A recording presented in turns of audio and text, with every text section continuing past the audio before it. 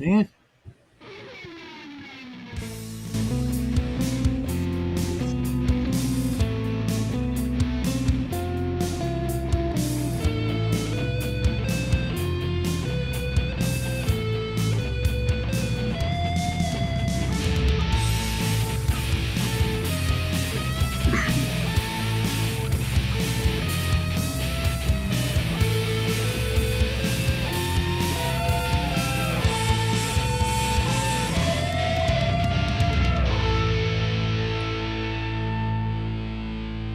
Good evening, ladies and gentlemen. Welcome back to the Shadow and Sun Show.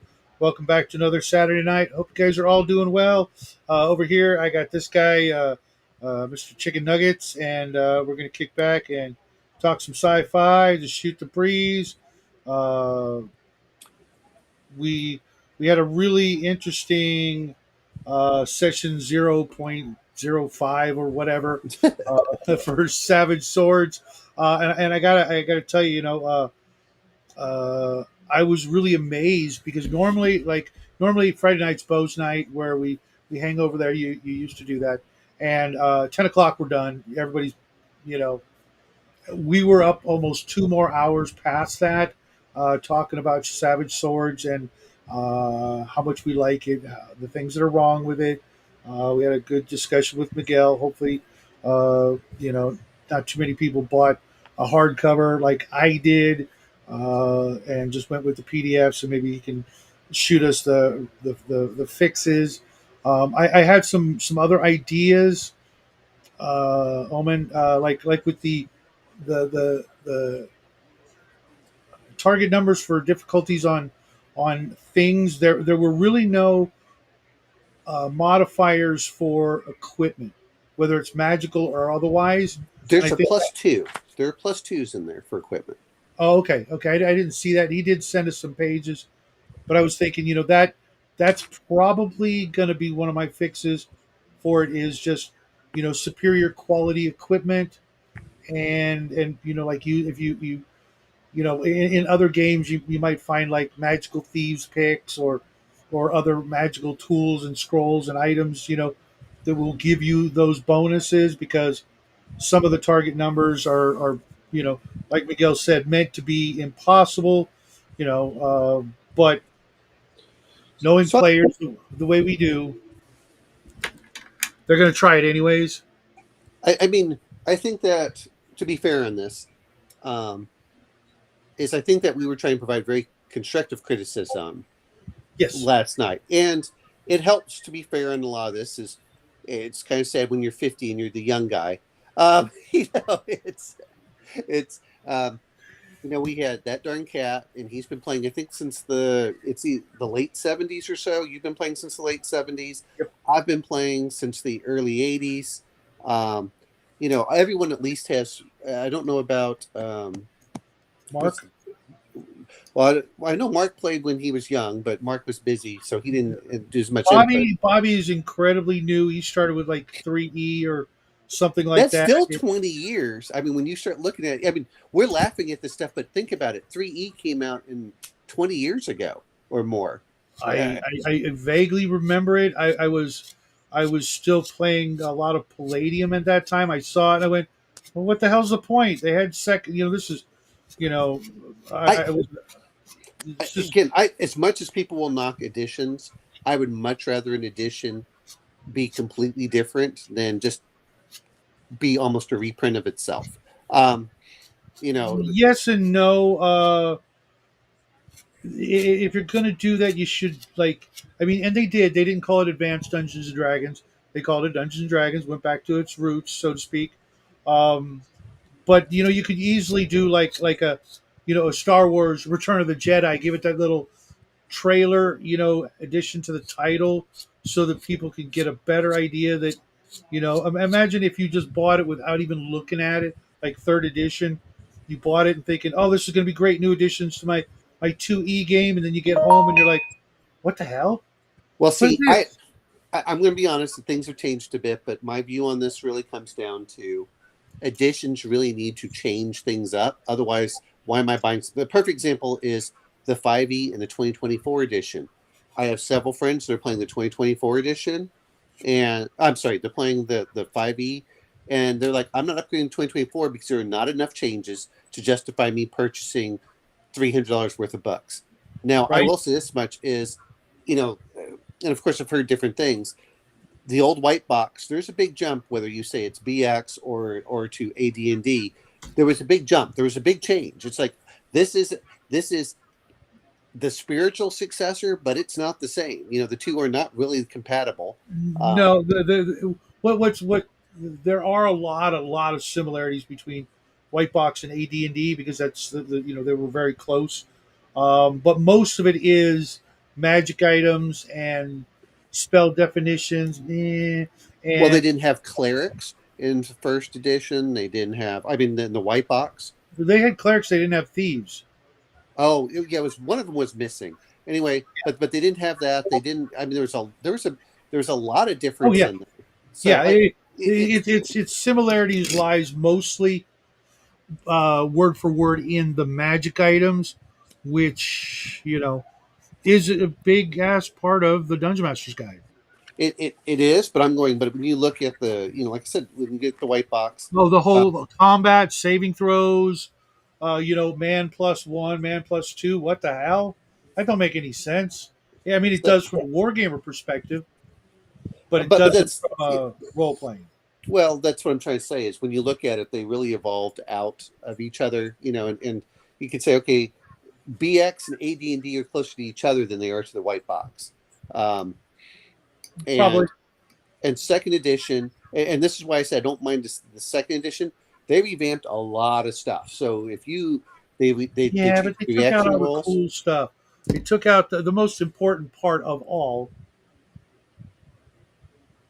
which was oh well, you know what? And to be fair, I understood why they did that. They did say Oh yeah, that that satanic panic and the fear of little ones getting into the books. I it mean, for wasn't Christ's that. sake, It was.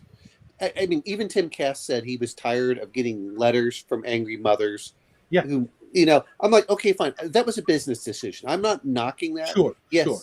Yes. Again, I agree with you. It's like, where did the devils? Well, then they started changing it up. They just called them something else besides devils and demons. And they got the women off the back, off their back. And I can understand that if you're a bigger company, because TSR by the 80s was developing not just D&D. I remember doing other board games with them.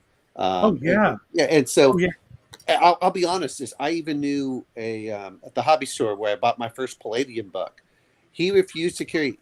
I'm not saying he necessarily refused, but he didn't carry Dungeons and Dragons because he's like, look, I'm a member of the community. I don't need angry mothers coming to me when I go to church. Why are yeah, you selling yeah, this stuff? yeah. And so, Totally, and especially in like the Bible Belt and yeah, the yeah. Midwest and things like that. Absolutely, but it's funny, or I should say, ironic, how things have changed. Now D&D is more satanic than it's ever been from a strictly Christian perspective. And I mean, which I'm not a hardcore Christian. I wish I was, but I'm still a bad boy.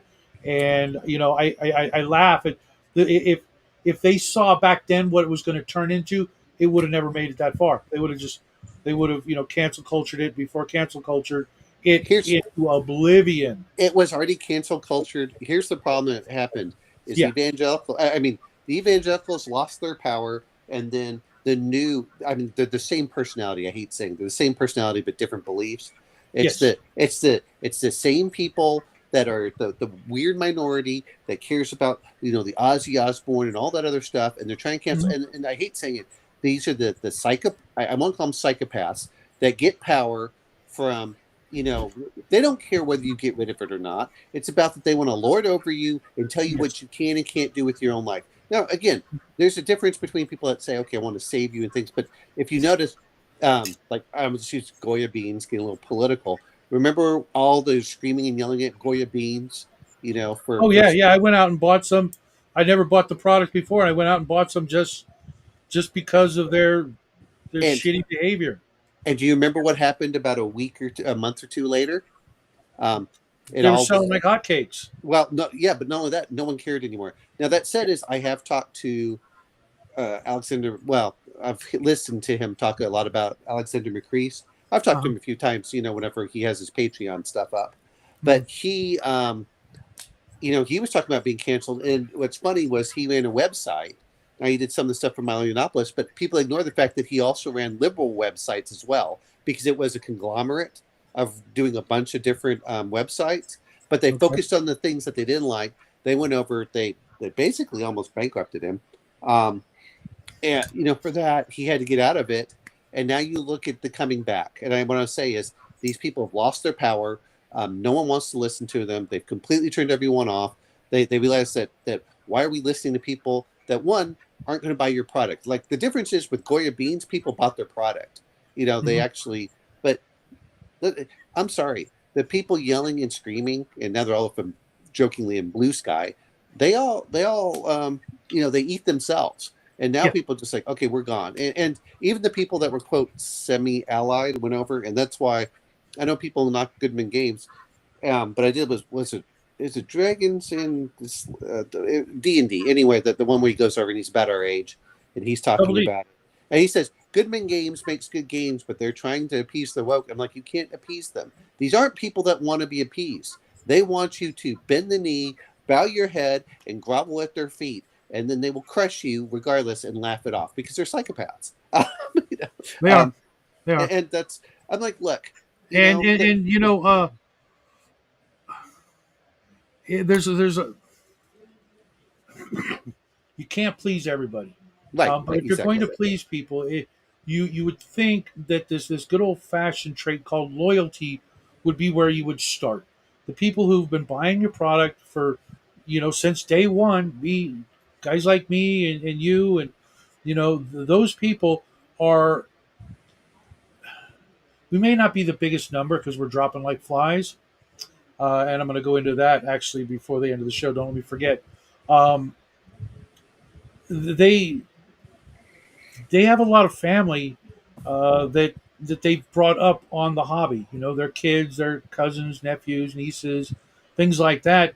Whereas the younger generations, I'm if you think you're going to compete with video games when it comes to RPGs versus video games, you've already lost that battle. It's I'm, most of us old timers we still buy and play video games, um, but I'm, the younger generation just no I'm, well, clue. I'm gonna be honest. As a kid, I don't know about you. I sunk tons of money into video games when I was. Now I know you're like 6 or 7 years older than I am, but I Mm. sunk in tons of quarters into playing Donkey Kong and Defender and I Time love it. Pilot and late. As they went further on, my father had an Atari 800, which was the computer version of the Atari 2600. So it's similar games. We had the disk drive. Dude, I've Uh, had almost every video console out from the original Nintendo to things like the 3DO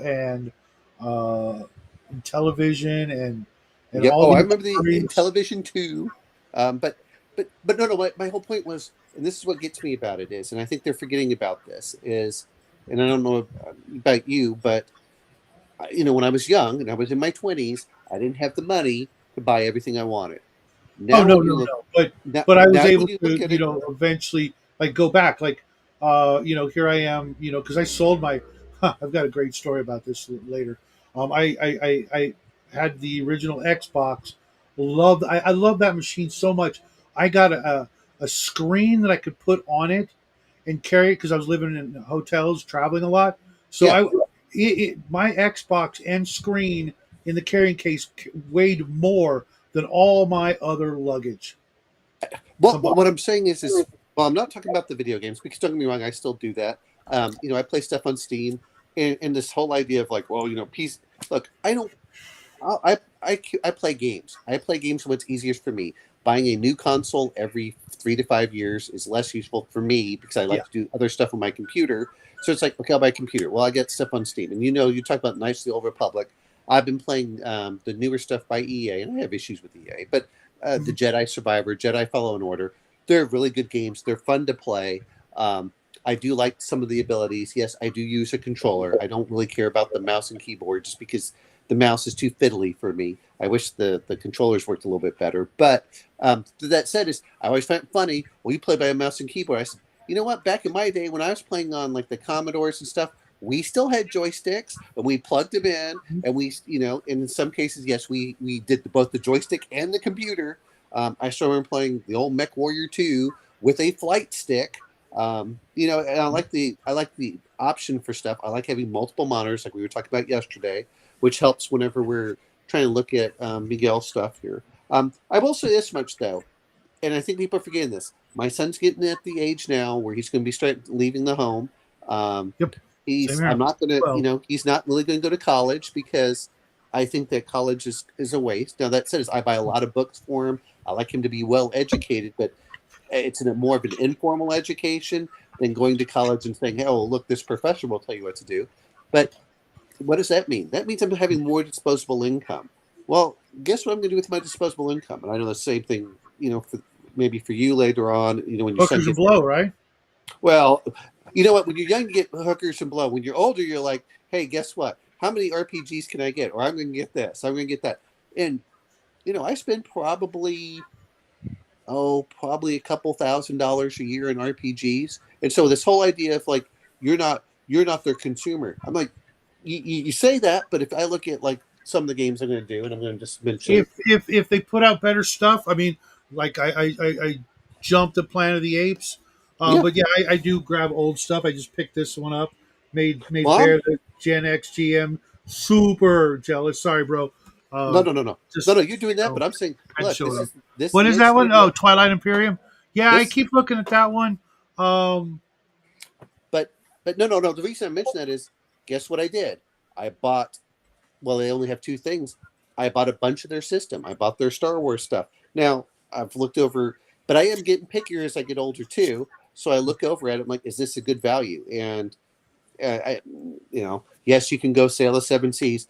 If I like the PDF, I will buy the book. And now they're starting to add the absolutely, kudos to absolutely. books. And I have all the Conan stuff. I have all the Alien stuff. I'm getting the new stuff in there. I have a lot of the stuff from Goodman Games. Despite which I had to laugh because they were virtue signaling, and you know what they did? And they're like, oh, we're going to make it gender neutral. We're going to use, they, them. Do you know what he did? He put a control F in there and changed all he's to theys. I mean, and I went, that's it.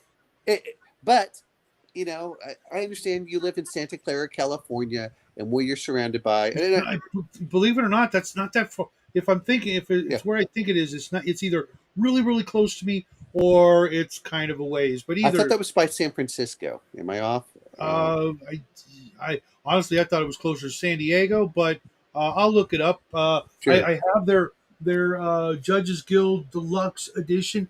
It's a gorgeous piece of history and work, and there's no wokeness in it because it has nothing to do with that. It's literally like a giant history book that just so happens to include Teagle Manor, the Forest of Badabas, the Thieves' Fortress of Badabascor, and I think Citadel of Fire. I'm not even half. We're not even. Not. I'm not even 100 pages It's into a that one. giant book. I mean, Oh, that thing. it It's is one of the most beautiful, loving love letters to gaming I have ever seen. Unfortunately, and I got it for like a ridiculous price. Again, auctions are for suckers. I picked it up for about $49. and it It only goes for like 150. I think with the brand or new. two. It's Yeah. ridiculous. It's worth it. But book two, I cannot find for less than $400, Oh and I'm wow. like, you know I what? I'll think about it when I'm done with book one. But in the meantime, I have got 10,000 other pages I need to read by the end of the year, and that's probably a low ball estimate of what I need to read uh, because of so obligations and just I can't wait. Like I had to put Planet of the Apes on the freaking shelf. It's over there. I can't touch it. I well. I mean, can't. I looking at some of the things. I'm just trying to be honest. Is and people knocking Goodman Games. I'll tell you this much: he's one of the few people that actually puts up Ashton Clark Smith, um, Zelazny, which I know that you knew personally. He actually does the hey, guess what? We're gonna dedicate a post today to the great Appendix N authors of Roger Zelazny, and I was like, okay, you know what? You can we can disagree politically. You can do your little woke stuff, but at least you're not shitting on these people that helped inspire our gains, Oh, which is what with yeah what they did. for Judges Guild uh, when they could have been, I mean, another company would have Yeah, just laid into them, because of all their, Christian background. Which, hate to break it to you folks, but those of you who don't know, Gygax was Seventh very Day active in. Adventist, I believe. What was that? What it was? I knew he was very active in his church. And hey, what's up, I just Grandma? I What just did I heard. find? I was Oh, I was listening. I was listening to Alexander McCrease when he was doing his stuff, and he was interviewing the what's up, guy Melkor?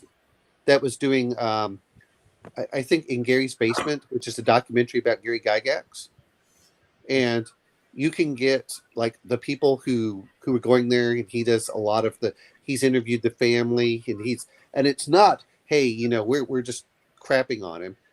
He says, look, he's a complex man, and then it also helped that this guy grew up in not grew up, but he was in the film industry for a while, and he says, they talk about Gary Gygax and hookers and blow and stuff. He said I the would have never problem, guessed that, Grandma.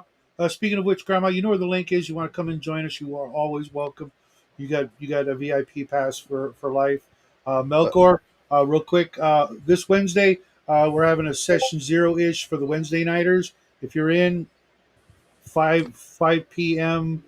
Avocado time, I'll see you there. but he was going through all the stuff, and you can actually go online now if you want to buy it. I think it's they have the basic movie, and then they have the collector's edition if you want to spend a bunch of money. um and he goes over, like, he goes, Tim Cat, he interviewed like all the people that were around Gary Gygax who was coming up, and he's like, look, like everything else, these people want a purity test. I'm like, look, That the no only one way. can pass, not even themselves. Exactly. That's the whole point. It's like, okay, they're complex people. And what are you going to do? And was Gygax a terrible human being? And you're like, well, in some ways, you can say he did this and he did that. I was like, okay, but in other ways, you have to look at it as, did he really like try killing people and stuff? Like, no, No, there's, no, it was just a big nerd. he was a Who big had nerd. his human failings like anybody else. I mean, think about it. Here he was, the nerdiest of the nerds. Like the king of the nerds, literally. And suddenly he just gets dumped a crap ton of cash in his bank account. He's told to go out to California, try to make a movie. Well, Well, it what do was you more than think just. is gonna happen? It's like they might as well have just packed his suitcases with the blowing hookers. You Well, I know? mean, but there are other aspects to it too, which is, he was in a small house with five children, barely broke. I mean, barely making it. I mean, like, true poverty. It's like, Cool, oh, okay. Melkor. Here's something I didn't realize. Apparently, TSR was going to give him the old Dungeons and Dragons, and it was like three things: the Greyhawk, and something else, and he turned it down because he thought he was going, and he lost, unfortunately. Um, but if he had just taken that deal, he could have gone a separate way. But at Mhm. the same point, to be fair on this, is almost all RPG companies have gone out of business because at a certain point you saturate the market, which is why we were talking about editions earlier on. Mhm. Um, you but why, by the time that first edition was there, they had gone through just about everything. And so, and to be fair, the second edition, going back and rereading a lot of it, I think it fixed a lot of issues that were in the first. That said, is I think it created its own issues as well. Yeah. And it did get way bloated in the quality, Yeah. of course. Number one being oversaturation and bloat. That you know, I've got an entire shelf, easily 2 feet long of 2E and more. Actually, probably Did more you like. do? Speaking of which, because I know you like doing the stuff, and I wish I bought it, but I didn't. Was the old green book for that has like ships and stuff in it? It's actually a blue book of ships in the sea, I think, and I No, do have that one. no, And it's a it's different one. It's the green one, and it goes like the 1500s. then no, I don't have that. I don't have any of the green books. I never really, I'm not a history guy, so it didn't really appeal to me. I will as the completionist if I get the opportunity to pick them up. I will, but the ships in the sea or whatever it was called, the blue one, is useless. It Uh, literally has. It's so bad, and it's worth so much money. I mean, I've read that. blue one's so, but what you were looking for a book that does the Age of Sail, and that Okay, has I'll take a look, see if I can find it. cannons and everything else. If you can give me like the ISBN number or something like that, so I Um, can make sure I get the title. You know what? I'll just look for the green books, yeah, and it's I I'll find it. I did like the Green Books. Again, you're right, Grandma. I did like the Green Books. I know Jackie would, but I can't believe how little that boy has read with as smart as he is. Um, it's just terrifying how few books he's actually read in his life, other than textbooks from school. Like by his age, I had read probably 10,000 books. Mind you, I'm including comic books, but I mean, did I read 1,000 comic books by the time I was 17? No, probably not even 500. But the other books that I had read, just so many books, and these kids, So, man. here's what you go. I think it's the um, I can't. I'm not sure which one, but it was the. Well, I'm looking at it. They've got the Crusades, which no, the Age of Heroes, which I think was the which is Bronze Age, the Mhm, Glory of Rome, of course, the Mighty. Maybe it was Mighty Fortress, but I mean, I had I had the Charlemagne, the Celtic, the Viking, and they really like, hey, this is how you can do D&D for this, mhm. and you know it. But I can actually see getting into the Charlemagne one, just because I've never finished reading Charlemagne, and there's a lot of stuff in there that does kind of. it and a lot of times I did it of just because I enjoyed reading, some of the things. But it was the it's but yeah, I'm sorry, I'm trying to just look through some of them, trying to find out exactly which one it was there. But you know how we were talking about, well, what's the damage of cannons? Well, I have cannons in that one, and it's Mhm. really intended for probably the Renaissance era, um, Yeah. right up to about 1700 or so, and they don't have the you can be a magic user, but your spells are limited. Spell casting takes a long time, so you're more of a scholar kind of thing. So everything basically multiply everything by 10. So if it took segments, now it takes rounds. If it took rounds, it took turns. If it took turns, it took hours. That's the way they did it. So yeah. And It, Grandma, I mean, are is it? I remember when I was his age, and we were pretty bad. Our parents didn't know anything. Blah blah blah.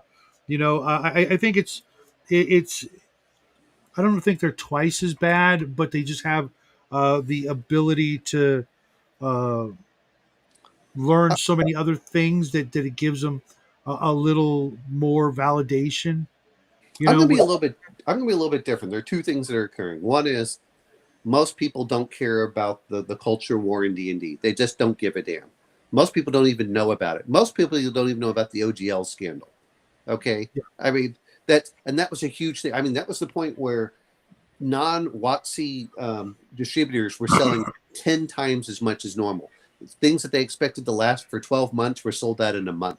Mhm. Listening to I like listening to people that are industry insiders. I said that was great. That's why Shadow Dark exploded at the same time. But Oh guess yeah. who? But guess Well, it had a help from a certain community that no one will talk about. That because it's not that good. And the people that a lot of the bigger people that talk about it and say how great it is. I've been in a game, and no one's made it past third level, and grandma's in that game, and everybody has it sounds like it's a died. GM issue to me. I mean, I look at it to I, be. I No, I hear maybe stuff on this. I maybe have the book too. I've read it. I look at it, and what you have to realize was, and I've listened to Kelsey Dion, and I'll tell you this much: I'm glad to listen. Is she's one of the few people. One is she has the right personality for certain things.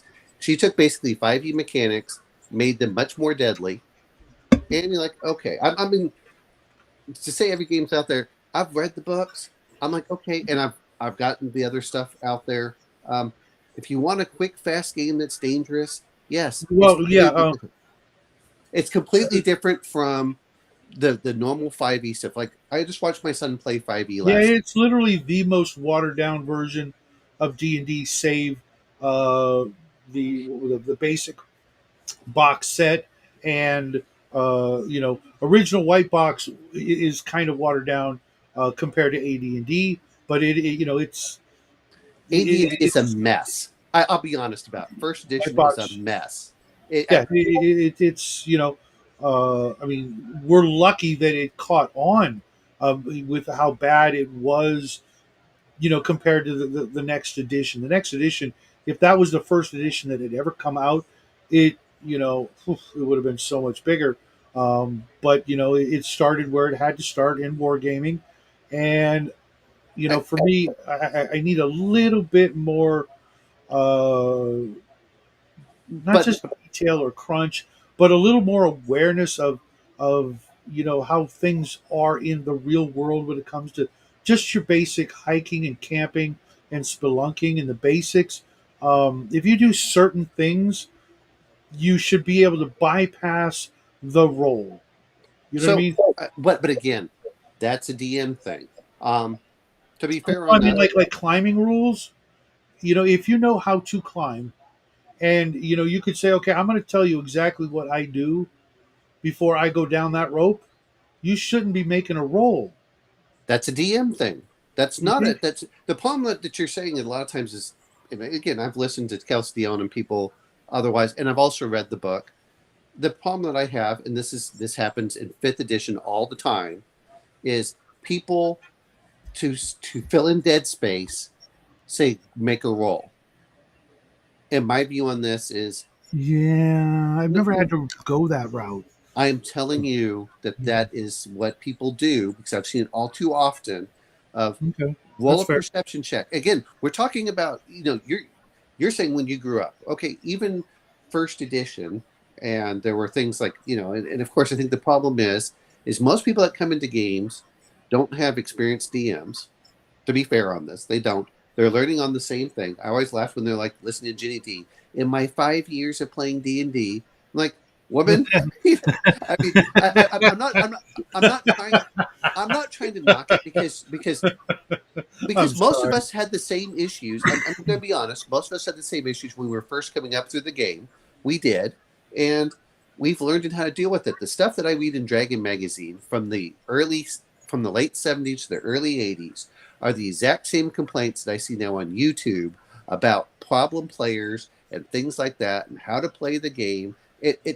But you have to go through that teething process in your Yeah. teenage and early 20s to get past it. Just like, Coco, Coco, what would you consider the worst game ever? Did you say it's not your favorite? It's not the worst. Because I'm hard pressed to find a worse set of rules in Shadow Dark. Honestly, oh, other really? than Oh, I've got boss tons and of them. I well, have tons of them I hated. you mind you. I mean, when it comes to is when it's trying to be as close to D&D, but like better, that would be the worst. I think. Well, it, There are some games out there, Chartmaster or some of the games that that don't like try to emulate D&D as much as possible while changing it. well, see, remember, you're not playing. Have you played 5e? Yeah, I have. Okay, so compare. What do you compare Shadow Dark to 5e? I think 5e is better. Okay, see, for me, I look at Shadow Dark and it's easier to get things in there, and part of it's the layout. Um, and I do have I'm waiting for the other fanzines, and I understand why it's really easy. And part of the reason Shadow Dark is taking off is because people are making all the supplements for it, which is what happened with D&D. Look at Roll Aids, if we all Yeah. remember Oh that yeah. stuff, Yeah, I've and got some of it. Yeah. Judges Guild and all I, these others. Is That's what really determines on if a system does well. This is why 3E did so well. 2E was dying. well, Let's there's be also nothing else, to glom onto right now. You could, D&D, the brand is got its own people and blah blah blah. Yeah, I don't know about, I love Venger, but to me it just seems like uh, what is so. that? It's mirrored. I can't read it. Well, okay, I don't know why it's mirrored, but anyway, my whole point is we're joking about the things of how far D&D has gone. Oh, I This is know what that is. this is called Silver So Plate, where you yeah, get to play food as your own thing. Now, first off, the artwork I think is actually pretty good and it's humorous. My son enjoys this. Um, it, it it's But again, you're going for two different things, and Yeah. Oh I yeah, yeah, yeah. and it's Um, the other thing is, if you look at the first book, I don't care what it is, without supplements and adventures and everything else, things just die on the vine. oh I've yeah. seen I I've seen mean, too many games. look at Arduin. I mean, it's only through an absolute miracle that it's going to come back the way it is. Um, Grandma, with Crimson Dragon Slayer, I feel either I'm missing a book or it's missing a whole bunch of stuff because to me, I would need so much more to to make it work for me. You know, like assuming that I'm like not accessing in my brain all the other gaming material that I've read and using that. It's like if this was all I had and I had to teach a brand new group of people, I'd be like, yeah, I'm gonna have to start writing stuff myself because it just seems like it's missing stuff.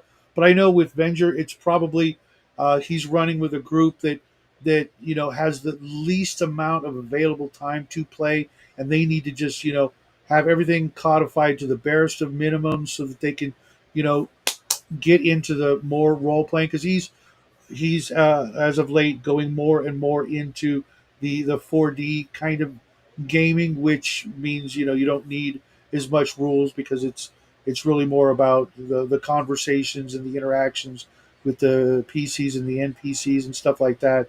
And combat is quick and deadly, uh, I, well, I'm going to just for mention, simplicity's sake. talking about games that first came out. I hated Traveler when I first looked at it, and sometimes Really. you have to go back and oh yeah, I like I said is I've seen enough games in there, and I accept what they are. Some games work, some games just don't. Some games click with people, and some games don't. Like I said, I look at Shadow Dark. I could Because I bring my absolutely loved Traveler the minute I saw it. I was like, I this is fantastic. artwork was terrible. The Yeah, yeah. artwork was terrible. The layout was horrible. The I mean, when I first now don't get me wrong, I like Mongoose Traveler. I do. The 2E, they fixed all those things. But part of it is, and I know that you don't like Shadow Dark, but a lot of times when I'm hearing you complain, is you're complaining about the system when it's the DM doing stuff that to me should not be going on. And that happens to a lot of it. I know the same thing happened to you with Conan and Crafty. It's like, well, maybe it's just the DM, but that's that's the reality of life. Is you get turned off by something if something bad happens in the game. Um, and I try taking. I have lots of systems out here, and some people hate it. Like I've been reading the Star Wars stuff, but I've kind of enjoyed the Final Fantasy and the Genesis. My God, the hatred that game gets, and a lot of it's that they just don't like the dice. It's like okay, I've never heard of this one, Coco. Um, yeah. yeah, never heard of it. But like with Traveler, maybe it was because I was just um, so looking for exactly what it was in just words. I didn't need the art per se. I was just so hungry for uh, a game that would let me do all that it would let you do in such a quick and elegant way with the life path and the simple mechanics for not really simple mechanics, but this more or less simple mechanics for regular combat. I was really interested in the striker rules set and the mass combat coming right out of Starship Troopers in middle school. I'm like, oh, this is freaking perfect. I could, because I couldn't afford the bookshelf game of Starship Troopers, but I could afford Traveler, which I don't know why. I think it was only $15 for Traveler, and Starship Troopers was like $25, and uh, I remember hard. the Avalon Hill. My father had that one, and I've he got it never right here. played. My No, I father got it never played downstairs. it. My father never played it, so I pushed out the little tokens, and like, I look. I'm not a collector. I'm a gamer. I Mm, collect things, but I want to get either ideas or games. I mean, a lot of my books are dinosaurs and stuff like this, or I got it. I like reading about economics. I like listening about a lot of stuff because I like a fairly realistic system. That said, is I like light systems too. Let's just run and play. And I think that's kind of the refreshing part of certain games. Again, I'm not knocking, whether you like a game or not. It's just I like innovative mechanics and I like things that can I put to the table. And for my friend, like we're playing. Okay, fine. I'll be honest. Sword and Savagery. I know that you're gushing on about it. I have a lot of other games that I think do it better. Um, but I like. Okay, we'll try it, and if nothing else, we'll go with it. Um, and I do think, and if Miguel does another pass on it, I think that's fantastic. And that's why I think the first edition that something comes out, hey, it's new. We haven't played this as much. The second edition should be a really refined edition. The first edition, and if you can do anything after that, to me, make the whole new game system. Which is why 3E. The difference Well, between 2E and 3E doesn't bother me. this is their second, I guess you'd call it, fantasy game, No, and no, the no, no, other. no, no. This is not the second edition of Savage Sword. That's my point. This Oh, is no, no, yeah, it's their yeah, second attempt at a yeah. fantasy RPG that uses, I'm going to say, at least 60% of the rules. Um, Again, I don't mind that. It's one of these things that, um, I have. Let's see. What talking about Starship games.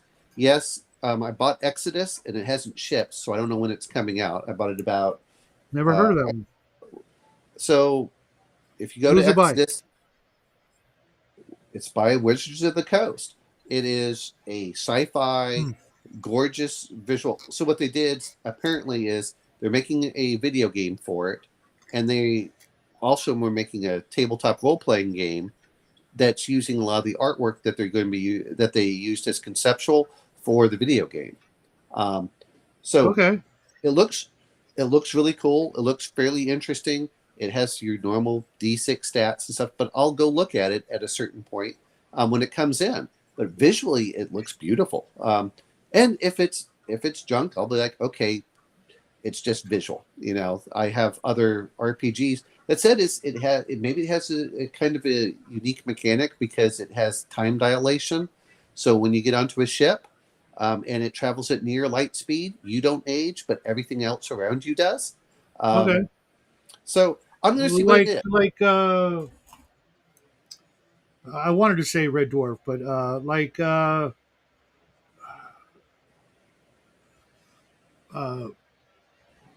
you there? I'm here. I'm just waiting for you to Okay, no, my come screen just finish your went black. thought. Um, I'm waiting for you to I finish your was thought. thinking maybe kind of like Alien, but that was mostly just because of cryogenics, not because of the speed. It was actually more of the opposite of that, wasn't it? But again, it's the same effect, which is, hey, guess what? When you're on the ship, your speed slows down, but everyone else's speed is at a high level. So, you might be playing 60 years, but for the players, it doesn't feel like 60 years. Um, yeah, so that's Okay. and RPG Grandma. That's really it. Is um, it's close enough to 5e that people that don't like the how what I'm going to say is pillow padded 5e is. Shadow Dark fills in that danger. RPGs are fun for two things: either exploration or danger, and um, and we'll see. You know, I I think that sci-fi RPGs are really um, we have a few of them, but we just missing as many as there used to be. I don't know about you, but it felt like in the 70s and even in the 80s there was a lot of positive things about going to the space, going to the moon, and now Oh it's yeah. kind What do you call it? The wasn't long after Traveler came out, because Traveler came out like 77, but yep. you also had Metamorphosis Alpha, you had Star Frontiers, you had Star Frontiers was about 4 years later. I think it was 81 or 82. and you had Space Opera, and you had a whole bunch of games from Fantasy Games Unlimited, none of which come to mind right now. You had Star Rovers that came out in I want to say 79, but yeah, there were. I mean, compared to now, probably it doesn't seem like but a drop in the bucket. But for the time, it was like, yeah, there were, all the Star Trek games, of which there were several. It, It was a great time for science fiction and gaming. well, I guess, and it's not fair because like I said, I feel like we are living in a golden age of RPGs. As We much as were. people want to complain about stuff, I mean, if you want to go look, there are websites out there. Go look at all of the RPGs that are out there for the last 40 years. Go look at all the RPGs that are out there. And oh, I mean, like I couldn't get in Cthulhu Tech. Speaking of which, the idea seemed kind of cool, but just Mhm. didn't get me. And I do like art matters to me a lot. I just don't want to read text. Is art to me tells me a couple things. One is if you generally do good art, that tells me that you're doing a good job as far as looking at rules. I'm not saying that's always true, but that happens a lot. Um, but then the other part that comes into it is you have uh, is I want to be inspired by your world, and just putting stuff on a page isn't quite the same. Now I'm a very visual person for things. I do like reading stuff, but um, you know, John Carter of Mars to me is, and I've looked at whenever you look at the book covers, it Mhm. is, the artist is what comes to mind when I think of John Carter of Mars. Now, not so the new movie. I'm referring to, Right. he's my favorite artist. I think, oh, Michael what's his name? Whalen. Yeah, Wayland. Wayland's He was art, very, very good. He was very, very good. He also did the Elric covers. he Not all did. of the Elric covers, but he did a bunch of Elric covers that were also uh, just fantastic. Um, They're iconic. yeah. I remember, and see, a lot of it is I had a book on talking about, it wasn't even about RPGs. We're talking about space and science fiction. But I used to just flip through that to look through there, and they had Boris Vallejo, they Oh, had that's why I'm Wayland. still searching for the Terran Trade Federation. Those books are just I remember because I would go to this place called Gemco, and on the way out, it was this big, not a department store because it was only one level, but it was like the predecessor to Walmart and very similar to Kmart. Yeah, And right on the way out, they had a record section and a book section. And before I, got my first record, I would go to the book section every week, and I'd get one new book. And there were so many covers by the same artist who did. Let me pull this out so I can tell you guys what I'm actually talking about. Um, Stuart Cowley and Charles Herridge, excuse me. I don't know. Oh, Angus McKee. uh huh, Uh, and the art was just. You remember I yeah, images like this? Well, let me see if I can get it yeah, in. exactly. Those are and that's Just massive.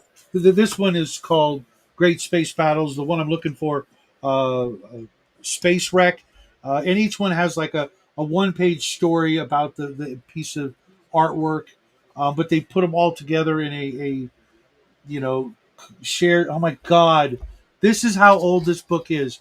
Wait till you guys see this. Oh my God, because this is like 1974. You guys remember one of these?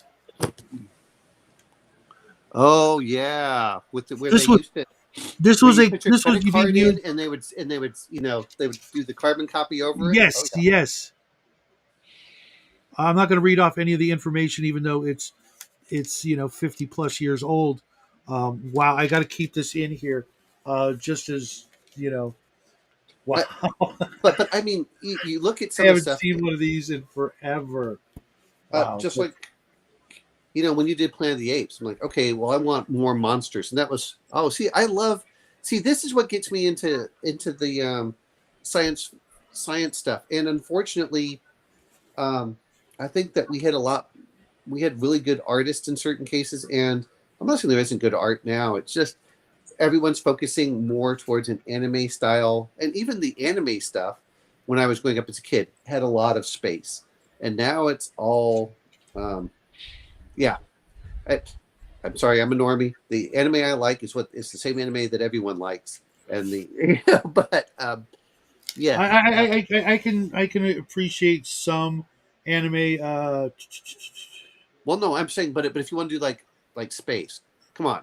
When you looked at when you first saw Robotech, you're like, oh, okay, that's cool. You started looking at the well, it's not, it wasn't. We called it Star Blazers. I think they call it Battleship Yamato. Um, Yes, it's I looked at the old Akira. which I know they're black and white, but I actually have the colorized version that they did for limited editions in English.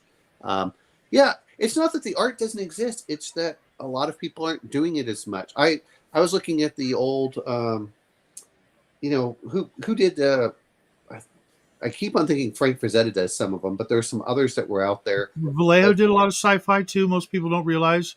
didn't he Uh, do the original Star Wars? It was one of no, them. no, no. That was the Hildebrand brothers. No, there was one of them where they did the poster. Um, The classic poster that you're probably thinking of with Luke standing, that was the Hildebrand brothers. okay, well, who did the one for Empire Strikes Back?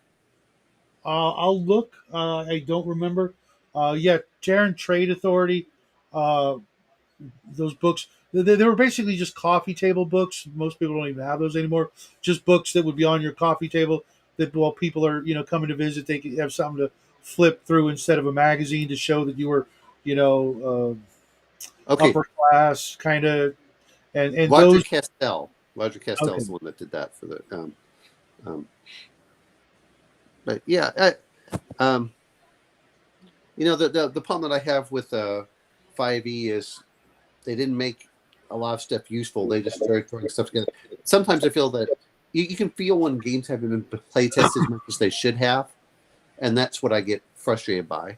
Um, and there is Thanks, tons Scott. of artwork out there. There are different artists. Some of the best. Unfortunately, bottom line, man, what artists used to get paid, back in the day, other than like the big names, was very minimal, and now if they have any talent at all, they instantly think they deserve rock star treatment, and it's making it so hard for people to get good art, and then the reliability of said artists, they don't have the ethics. At least, hey, what's up, nerds? They don't have the work ethic, at least in my experience, that they used to. Even in the '90s, when I was trying to get art for one of my projects, it was incredibly difficult to find anybody who could be consistent and adhere to a regular schedule or a contract of I need 100 pieces of artwork at this much a piece, and after like 4 pieces of art, they would just up and disappear. You Well, know, so maybe it was the well, drugs this is back this at that is era. I don't know. well. To be fair on this, most artists we don't hear about a lot of times because they had to work through. I know that listening to Boris Vallejo talk about it. Guess what he did artwork for? Supermarkets. That's how he started off, and he would do stuff like apples and things like that. And you had to be fast. Not It is only a that, but different. he used to do a lot of. He did some movie posters. I think he did like the $6 Million Man and things like that. Yeah, but I'm saying when he started, how But did he start off? he also did a lot of car ads. Yep. Which is really weird when you think about what he was famous for. Thinking of him drawing a Subaru, painting a Subaru, with all the straight lines and things like that is like because I But have how fast did he have to do it? Is the other thing. That's why I was mentioning the supermarket. He had to have a turnaround in some cases of 24 to 48 hours. And so you had to learn a different style of. But to be fair on this is, we're talking about great artists, but most of them, there's a reason they call them starving artists most of the time, is because the only way that you get that kind of work is you produce consistently, and you do it quickly, and you're reliable. And those are three things that are hard to find in people, especially. And I hate saying this, a and lot not of just artists either. Let's well, be fair. But yeah, I mean, if that's going to be because I used to not quite but almost live in this art colony in Orange County, California, called Old World Village, mhm. and it was just that's all it was. And those people, uh, that was their life. I mean, they had homes above their shops, and in order to keep paying the rent, they had to, keep making the money. And, it was a little out of the way place. If you didn't know about it, uh, you'd never find it. And but those look, people would all, you know, kick but butt and do the job. but a lot of artists are bipolar, and this goes back even to Edgar Allan Poe and things like this.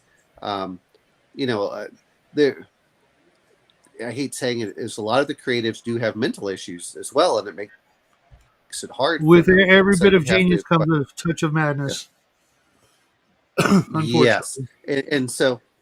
and so you're right. It's hard to find all of those things that are out there, but that's why Boris Vallejo's what 80 something and still painting.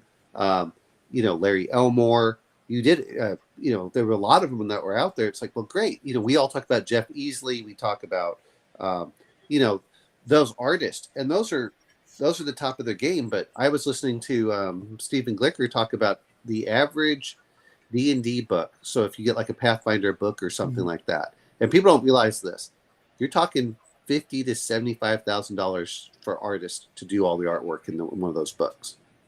Um, you know, it, a full page spread he was talking about goes about for Yeah.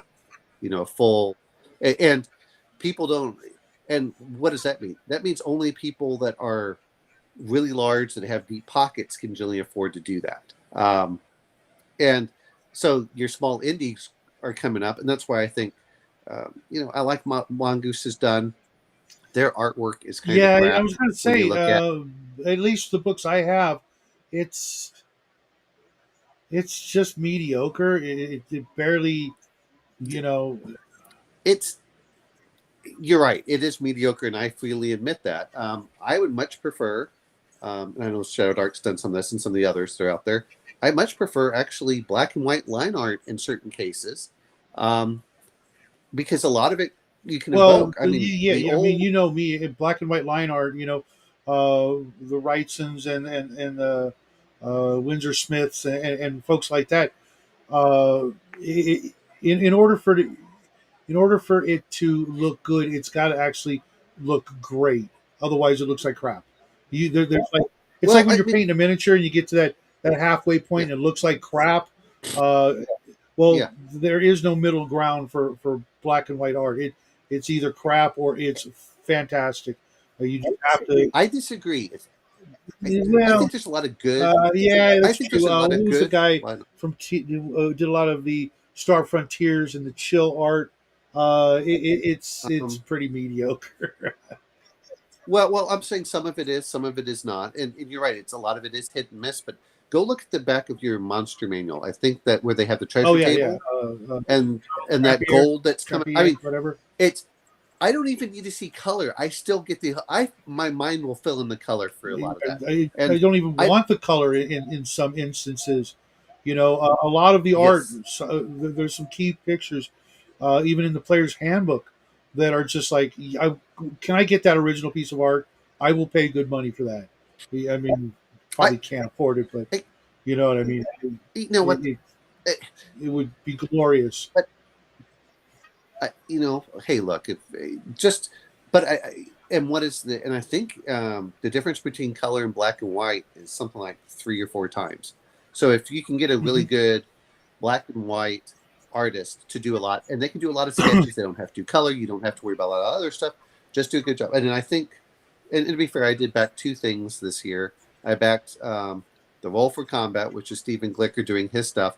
I like, and he did the 5e version, and then he's doing a Shadow Dark version. He did the Shadow Dark version, and he said he was going to do color and just reuse a lot of the stuff. And the people went, no, it has to match the Shadow Dark art. And they're like, okay, I'll go back and hire artists to redo all the Dragon monsters Slayer has good art in too, that Grandma. Shadow Dark. So it's yeah, I don't mind black and white if it's well done. I mean, To I be grew up on honest, a in lot some of the stuff. cases, Yeah. uh, I would I would prefer like nothing but black and white, if it meant that they could spend more money on better writers, better editors, and more support. I will say this much though, and people knocking AI. Guess what? Your AI can catch a lot of your grammar Yep. mistakes. Can do a lot of the problem I really look at for most of the stuff is I want to see more play testing, and I can generally tell reading very quickly if it's been well play Mhm. tested or Oh not. yeah, I You know, picked up a few things that there's like this was not play tested. Uh, and that's the way I started feeling like the D&D stuff as it went further and further out. oh yeah, Further, like I love something. the ideas for it, but their kits were not play tested at all. They were just thrown in there, and I went, Yeah, "Oh, this one is just so far because you superior to the." think you know the theory, and it worked before, or it worked somewhere else, you really need to playtest the crap out of it. And by playtesting, I don't mean just running a campaign, because that's not really playtesting. Believe it or not, when we do the playtesting for Arduin, there's no role playing in it. It's all about the numbers and the combat. Because let's face it, most all gaming RPGs, the lion's share of the rules are combat, and that's where, I'm gonna at least in my experience, that's where all the problems lie. I'm gonna bring this much as well. I'm not gonna say all the combat matters. The problem I have with combat is combat tends to be the most impactful at the moment because it's life or Mhm. death. You can do an investigative thing, but you can kind of work around if something doesn't work exactly in investigative. It's the characters aren't just going to die, you know, Right, and end the and game. mind you, when I'm talking combat, I am including Yeah. the steps a character has to go along the way. By going up levels and advancing, uh, that apply toward combat. When it applies to, like you said, investigation or research or exploring, there's barely any need for mechanics. What do you see? Well, or do you Well, I notice don't it? mind investigating. Yeah. Maybe climbing, running, and jumping, those kinds of things. But those, since the dawn of role playing, it's roll a 20, roll under or over your stat, blah blah blah, and you're done. That's it. You know? It's one of three things. Roll 1d100, roll a d20, or roll some version of a d6. That's usually what goes on. But again, when I'm looking at mechanics, and I can tell when they're out there, if your game focuses, there's certain mechanics they just kind of ignored, which bugs the hell out of me. And I've been, again, this is why I like getting a lot of different systems and a lot of different books, and I like a lot of different systems, which I wish I played more, but it's hard to get players to switch between new systems. Um, that's part of the reason I think Shadow Dark did well. Is not only was it the OGL, but it was familiar enough that if you were coming from 5e, you could switch over very quickly, Well, and not it only did give a different not only experience. could you swing over from 5e, you could swing over from having never rolled a 20-sided die or played a role playing game. It was, you know, even the writing for me, it's very simplistic, and it comes, from a place where it's designed to be able to, be uh, enjoyable by the lowest common denominator. The the uh, the I'll be honest. I'm an engineer. I want to be able to read and understand it in first Sure, pass. sure, sure. You know, I, I I mean, I I don't mean, need, so I don't knock uh, this. uh, a thesis just on rolling up stats, but That was Guy Gax. If you read his, the first well, I edition mean, Dungeon Master's Guide, it in is, the Go player's read handbook, it. you don't need any more. The fact that he did go on and talk about stats for the DM, but even then, each stat is a couple of paragraphs, and it had never been done before. No, no, no, no, no. I'm saying his explanation of why he's doing things. Oh yeah, yeah, Uh, yeah. We don't get me wrong. I like the Dungeon Master's Guide, it's to the this first day, edition, for there telling there him. isn't a Yeah, better, more crucial book to have in your collection as a dungeon master than the first edition DMG. It's like, the Rosetta Stone of gaming. it's just as incomprehensible. No, the no, Hey, no, no, hey, no. I Actually, I can I live with mean, that. it, it's as again. I'm now 50 something. I went back and reread a lot of the stuff that I never did as a kid because it wasn't relevant to the game. Now I go back and I like reading stuff to hear the explanation of um, game design. That said, is we also have an advantage that we didn't have as kids. When we were kids, you might get a Dungeon Masters, you might get Dragon Magazine that would explain something. You might get the Dungeon Masters guide. But guess what? If I want to hear someone talk about game design, I can go pull up. I can. I can. I know. No, Here we are no. I mean, adding to the problem, right? but if you get, but I mean, if you look at I can listen to Kelsey Dion talk about why she picked certain decisions, why she's doing stuff, her appendix in, her inspirations for the book directly, which I couldn't get from Gygax unless he decided to sit down and type Or you something had his out. phone number. I can get the what's that? Oh, but no, I can do the same thing with Alexander McCrease. And to be fair, he has his Patreon tomorrow, which means I can sit down and listen to him talk for an hour, talk about, and I do like listening to him, which is different because we all talk about things. Well, I like this, I like that.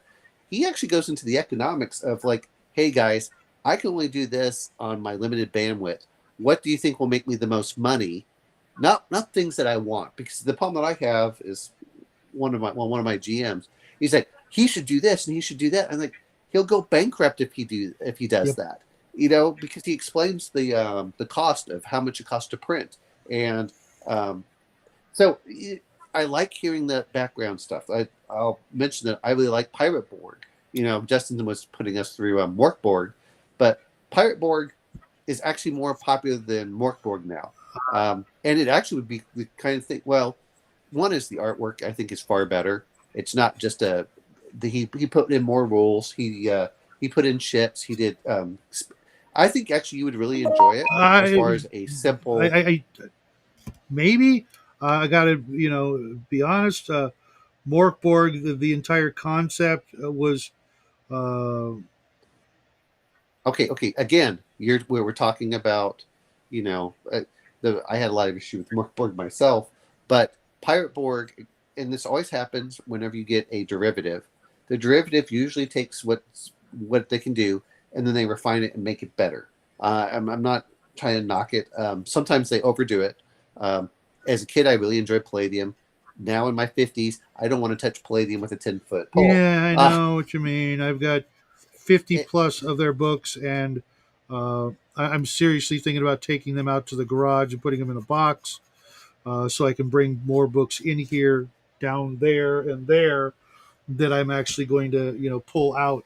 Other than the fact that they're so damn heavy, I know these bookshelves aren't going to really move yeah. during an earthquake, or at least So Uh, like for example, I did support the Teenage Mutant Ninja Turtles book. I'm like, okay, I don't that's mind that, one but that I was the first well, Palladium book, or the first one of the first yeah, Palladium books I ever owned was Transdimensional Teenage Mutant Ninja Turtles. It made me want to look at riffs. And I think I got yeah. that Turtles book at a swap meet or something, and I'm like, okay, I'll check out the system, and it was the probably the only Palladium game I never played, never wanted to. I I mean, I looked at it. I'm like, okay, cool. I I don't love the mind doing some comics. of I, that. And I then have some of the originals that are probably worth freaking more than my house.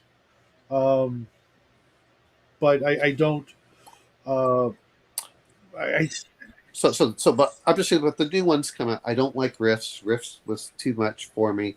Um, but I said, okay, I kickstarted the the new stuff coming out. I'm still waiting for the prints to come out. I got a couple of and part of it is my son loves Teenage Mutant Ninja yeah. Turtles. See, I'm like, I great. I missed don't that mind whole doing. cartoon era. I did see the movie, the first movie. I loved it. Sure. Because I was always uh, kind of a big fan of Corey Feldman, even before we knew what we know. I thought he was a cool kid. But it was just, I missed that era in He Man. I was out dating and doing things like that. And Of I course. never, even though I played Gamble World, I never played a mutant animal. But if Bloodworth invites me to his uh, Teenage Mutant Ninja Turtle game, I already know the character I'm going to run. I already thought about it long and hard. Which reminds me, he wants to play in our Savage Swords game, which is kind of flattering. Unfortunately, there's no more room on Friday. Friday is. I think we still have more players who want to come in on Friday. At least Well, and one. like I said, One is a guarantee he gets a spot. I don't care what anybody says. and like I said, for myself is, hey, if you want to kick me out, Oh, that's fine. Um, well, no, I don't take it personally because I'm like, look, if I can't be there every week, that's fine. I don't mind someone bumping me out to do no, that. no, no, no. We've been friends too long for me to You do know, some shit like that. Um, I, well, again, I don't there's take it there's there's personally. there's I don't. Bo's going to be very hard pressed to show up every week. Same thing with Bobby, but Kevin and you were getting along like two peas in a pod, and I'm like, okay, solid base. Well, Mark was there. He's always quiet, but he shows up, and yes, that's a big thing. And I know he's going to love the game, and I want to keep the Friday nighters, as many of them in it as possible, since uh, again, I'm just saying that if if there's someone that's more dedicated, I don't uh, mind saying, hey, look, do you mind I don't care stepping how out? dedicated they are. You and me have been friends for too long for me to just like swap you out for somebody else. Because no, Well, again, like I said, it's not like I'm like, oh, he's just I know I don't. you're Well, part of me goes for this is I like to have games play tested. To be fair on that, I mean, we were tearing into the system. It's like, well, this is a cool idea. This is a mhm. cool idea. Hey, we don't like this. We don't like this. We don't like. But it also helps for the fact that when you add us all Yeah. together, we probably have been playing RPGs for 150 years in the group that we've had. I know, and Miguel's like 40, so he he does appreciate uh, you know the Well, what attention I mean to it. by this is like look, when we joke about this, I hate GURPS. Oh, I do. Like, well, is there games that it's like, look, no offense to this, um, but the people who love it. The people who hate it, like myself, hate it. But I I've I've gone through enough systems. here's the Uh, way it is with me with GURPS. Um, if it was the only system I'd ever played, I could see how it would be awesome. it is, how do I want to put this? And this was my feeling. It was too Yeah. simulationist for me to get into some of it. The other problem was is that it's, and this is the problem I've had with a lot of generic systems, is, and this is why you really, it requires too, how do I want to say this as a GM? It requires too much front end work for the GM to make sure that things work. Because if you just let players do stuff, and I think this is the problem, and I understand that people hate niche protection. You know what the great thing about niche protection is that if I come in, I know what my role in the party you, is you right know there. But I play a, yeah, here's the thing: there is nothing worse. There's nothing worse in a game than being than just like in the movie Unbreakable. There's nothing worse than not knowing or having a purpose. right. But what I'm saying is that in a, if within a D&D game, is if you're a thief, you know what your role is. Nice Gala. Yeah. Yeah, no, she's right. No, It's she's right got there. this little Oh, oh, rubber oh. taco that she got from work. It's an emotional support taco. It's cute as hell, and it's the whole concept is just freaking hysterical. Okay. And yeah.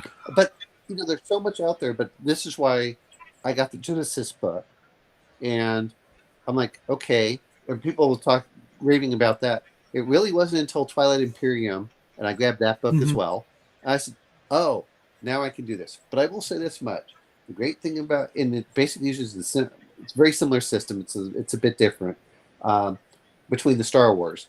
That you can, they're almost cross compatible. There's a couple of differences, but what really gets me about the whole thing is when I'm in Star Wars, the players know the world, they know the feel. Um, they there's enough resources that they don't feel lost in certain things. Same thing with Call of Cthulhu.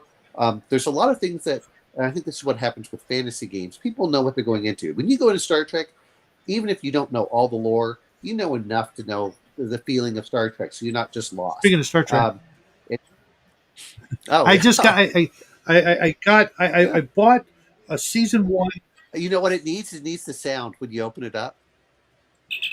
If it had battery. Oh, there you go. Yep. There you I go. bought Okay, it. I feel I better. was looking because of Bear. I was looking for season one of Star Trek on DVD. I really wanted the whole set, but I couldn't find it. But I saw season one had not only this communicator, but it had the second next generation tricorder. Um, Oh yeah, all three, and mind you, the box set of the CDs, it's not brand new. It's like someone bought it and watched like one or two episodes because some of the books and things are still sealed yeah. for 15 Okay, bucks on eBay. awesome. Another Um, $5 for shipping because it was in California, and it was it's downstairs waiting to be watched. I'll probably have to watch it by myself because I showed my wife this. I'm like, you know what this is? She's like, no, what is it? Are you serious? You don't know what this is? Why are we even married? Um, and then I told her and Jackie the story. I think it was Monogram or Revell had a model kit of the tricorder, the communicator, and the phaser. And as a kid, I bought that model kit and I built it and I played in the backyard Star Trek because now I had all the gear. Right, didn't matter what my clothes were. Yeah. Like for easily 5 years of my childhood, I went through three of those model kits. Every time I lost or broke one of the pieces, because the phaser, that eventually broke easy. The handle just came off and you couldn't glue it back anymore or whatever. So I just get a new one. Now those kits are like 150 bucks if you can find them, but you can go and find 3D printed all of that stuff props for pennies with in comparison. And I'm like, nope, nope. Uh, I'm everything I get that's 3D printed in FDM has so many lines that it's like I don't want to do the sanding in between all the if they would just send it to me unassembled, yeah, no problem. I guess I'll do the sanding. But like with this plasma pistol I got, it looks pretty good. It looks pretty yeah, good, yep. but the texture in some of the places you could just you could just hear and feel 3D I know. the 3D lines, and I'm just not a fan of that.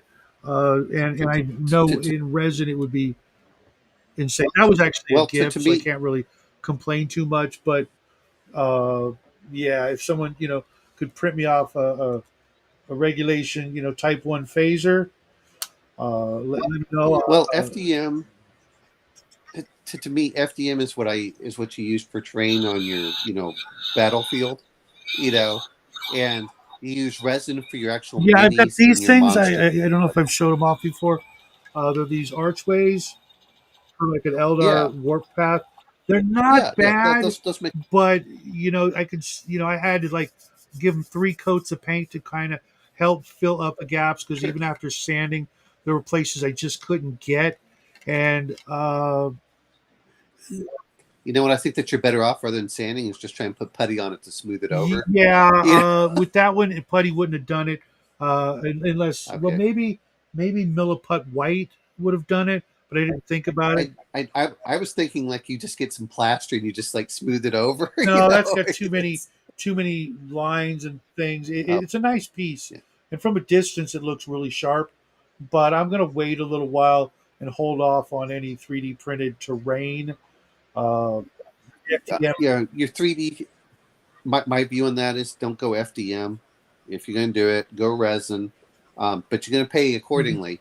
This is why I said this. I think FDM is better for terrain because guess what? For terrain, and Yeah, you're nobody's gonna again, really like I be said, picking my up game. your terrain. Minis, that's different. They want to get a better look, but the terrain, from a distance, it looks great. It looked great. Yeah. Well, for me, and again, like coming from the wargaming, I still remember just putting felt down. We would find some like trees, and it was close enough. And we're like, boom! I am not a what am I going to say? I am not the hobbyist that you guys are, where you want everything perfect. I I am don't I quite don't want happy with perfect. I just playing. want the what is it? 3 to 5 foot, You want the visual effect. three to five Yeah, foot it's the yeah, distance, and it looks great. Awesome. I'm happy. Like uh, well, the stuff that the Planet of the Apes dice tower is nice, but the yeah. the Alpha Omega bomb setup, that's gorgeous.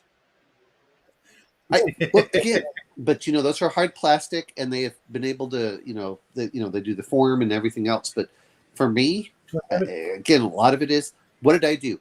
Guess what? We did a hill. We threw on a tablecloth. We didn't care if it was the correct color, if it was red or white, it was fine.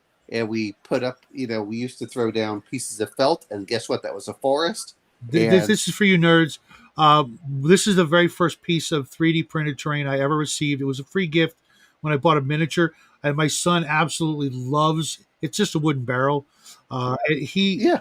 he goes on and on every time he sees it's like, just I swear to God, he just like, you know, as a weird fascination with this particular barrel. Mind you, I've got hundreds of barrels now, and I'm pretty sure it's filament printer. Uh, if which is the kind of printer I have downstairs. Never used it, but I have one.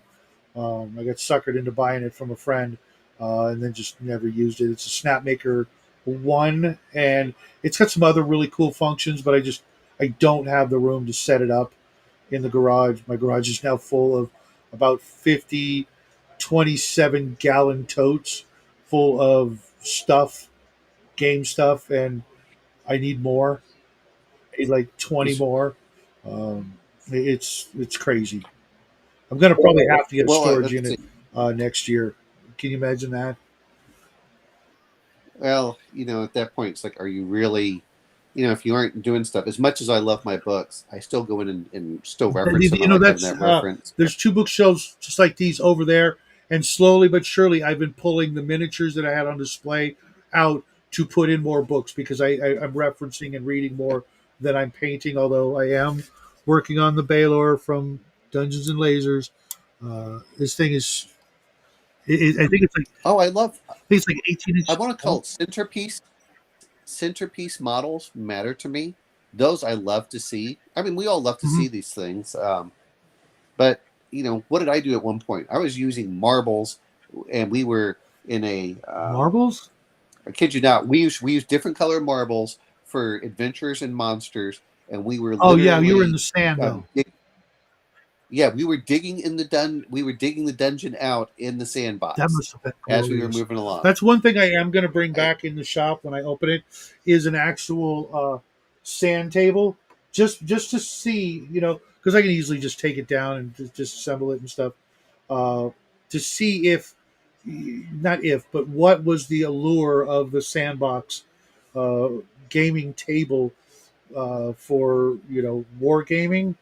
Um, I don't know. It's just one of those things I thought uh, when I heard that that's where it actually came from. The way we use the term, because they used to war gamers used to have freaking sand tables. That had to have been one amazing wife to say, yeah, yeah, no problem. You can bring in those 20 pounds of sand and just dump them on the table. Sure, no problem. Uh, that's not the way we have. But you have to remember, sand tables were used by the military, and those were the people usually playing it, and they were, mhm. you know, when you start looking at, they were huge, and then Oh I yeah. said, okay, and that works out pretty well. It's like, well, if we're going to do a new battlefield, we'll just get the almost not quite the squeegee, but you know what I mean, and we'll just smooth it out, and then we can put it back in, Hmm. and I do. And that's where I come from. Is I grew up with the Avalon Hill. Everything was in Hmm. chits. Miniatures were for rich people, and not that I didn't come from a decent background. It's just as a kid I didn't have money, and that's why I always laugh at people. I said, when I was young, I I said, God, yeah, I was gonna say I, I we weren't rich either, and it was just that I learned early on I needed to make my own money, and so I did. I was mowing lawns to be able to pay for my not just my player's handbook, but I literally paid for all my own books except the deities and demigods book. I still remember this day. My mom bought it for me. We were at Gemco, and she saw me eyeballing it, and she looked at the cover and went, "Well, that sounds interesting," because she was incredibly well read. Bought it for me, and I still have it. It's yeah, beat to shit. I wouldn't sell it for freaking anything. Um, but I yeah, well, I mowed lawns. I took out garbage. I did whatever it took. I was only 12 and 13 at the time, but sure. you know, But I still remember being 10 years old and walking in and was like, oh my God, I am 10 years old. I can go to the PX now. And we bought them, really cheap. Um, but yeah, but when people talk about these things, I'm like, okay, but again, I don't really care. If, miniatures are great. That to me is artwork. I want to play the damn game. This is one of the reasons when I went over to, you know, um, Brian's place and was playing. Like, dude, I just want to play the game, and we'll figure out rules as we go along. This whole idea, which I find funny, is if you're trying to do something and people forget about it, rules evolve out of playing. You generally don't have the rules at the beginning. You can kind of have like a basic Mhm. rule, and then you go from there, and that apparently is normal. Um, kids will play rules and understand the rules first before they can codify them, and only will they start putting in more codifications the more that people abuse the rules, which is which is funny. Um, yeah, it's but for me, part of the things that I still love from a little different standpoint is I love star ship construction. When it says how big is it, how many square meters, I like the fact that they had that with Traveler, but it's a Fuck you, mess show off good. sometimes. Um, yeah, exactly. Like she says, we did all of that, and then one person, all minis became whatever monster was Oh there at yeah, the time. my very first Um, war game was a game called Galactic 25 from Heritage. It came in these little paint and play box sets. It would come with a bunch of miniatures, some paint, and like a 8-page rule book. And I was on my first I was using books and oatmeal packages and things like yeah, that until I found out that, oh, hey, I got Legos. I can just start building some cool crap. And I would literally like build Star Warsian um, yeah, like interiors of whatever that ship was at the beginning of the first Star Wars movie, Leia's ship. Can't remember the name of it. I yeah. would build those out, and we would play this war game uh, using those. And from that moment on, it was Well, it's part of the reason that I enjoyed Rogue Trader 40K was it was close enough. It was like the only sci-fi war game that they had for a while, and I was like, okay, I can do it for anything. The problem that I had is as they sold more miniatures, and the goal was to sell miniatures, not to make a good mhm. game. I'm like, nah, I don't care. Um, and yeah, everyone loves the lore, and so that's great. But I'd rather play a video game for that. Part of the reason I play role playing games is because we do have Thank you. a dungeon master that adjudicates things that aren't in the rules. Whereas if you play a video game, you're stuck to whatever is going on But there. Um, Rogue Trader was because I used to do a lot of modeling with airplanes and tanks and dioramas and things like that. But and I've got some other old miniature diorama books and painting books and things like that. The Rogue Trader was the first book that I ever owned that really showed me as a youngster what could be done with household items and turn them into really nice looking war game terrain on a on your tabletop using oatmeal containers, Pringles cans, all yep, that cool crap. Elmer's glue for the. Oh yeah, And from that moment I on, I still have pieces of junk that are going to be a piece of terrain someday that I saw, a box or a thing, whatever sprinkler part or something, and I'm like, I'm going to turn that into something someday down the road, and you mean when you look over and you see a big thing of styrofoam, like what can I turn that dude, into? I Oh had one yeah, of these moments yesterday. My neighbors right over there, they're cleaning out their garage like I just did over the summer vacation. The daughter is out on the driveway taking some white styrofoam and breaking it up to fit it in the trash can, and I'm like, don't say anything. Don't say anything. Because I had two thoughts. One, the old man in me is like, you're putting it in the wrong trash can for recycling, and you should break it down into smaller pieces so you'll get more in there, which was I was having to use that to override the go. Just say, hey, can I have that styrofoam? And then she's gonna go, what the f- do you want that for? And then I would have to go into this long spiel. Like I'm the biggest nerd you're ever going to meet, and I'm going to turn that into a shopping center or a mega mall or a battlefield bunker and so say no, Shadow, no, just watch, mind your own business, and just laugh and because I know, if I did get the piece of styrofoam, it would sit up in my attic for until I moved to Texas and opened up a shop, and then I would be paying premium money to ship that piece of garbage to Texas to the shop, for it to then just continue to collect dust until I decided to try and do a piece of terrain. So you're talking about that. I would like to build a house, and I'm probably gonna have to save up about 60,000 for put a 20% down. Mhm. But um, I want to do it with ICF, which is styrofoam blocks that you pour concrete in Uh-huh. between, so it's insulated concrete. And I'm like, and you can build your house almost like Legos. I mean, you have to do a little cutting and Mhm. trimming here and there. I think, but that's the but if you need some styrofoam, if I ever do that, you're more than Oh welcome no, to you it. know what? Uh, All my friends have tried to help me find the pink insulation foam, the XPS. The dream material for crafters. Uh, Literally here in California, you can't get the big 4x8 sheets.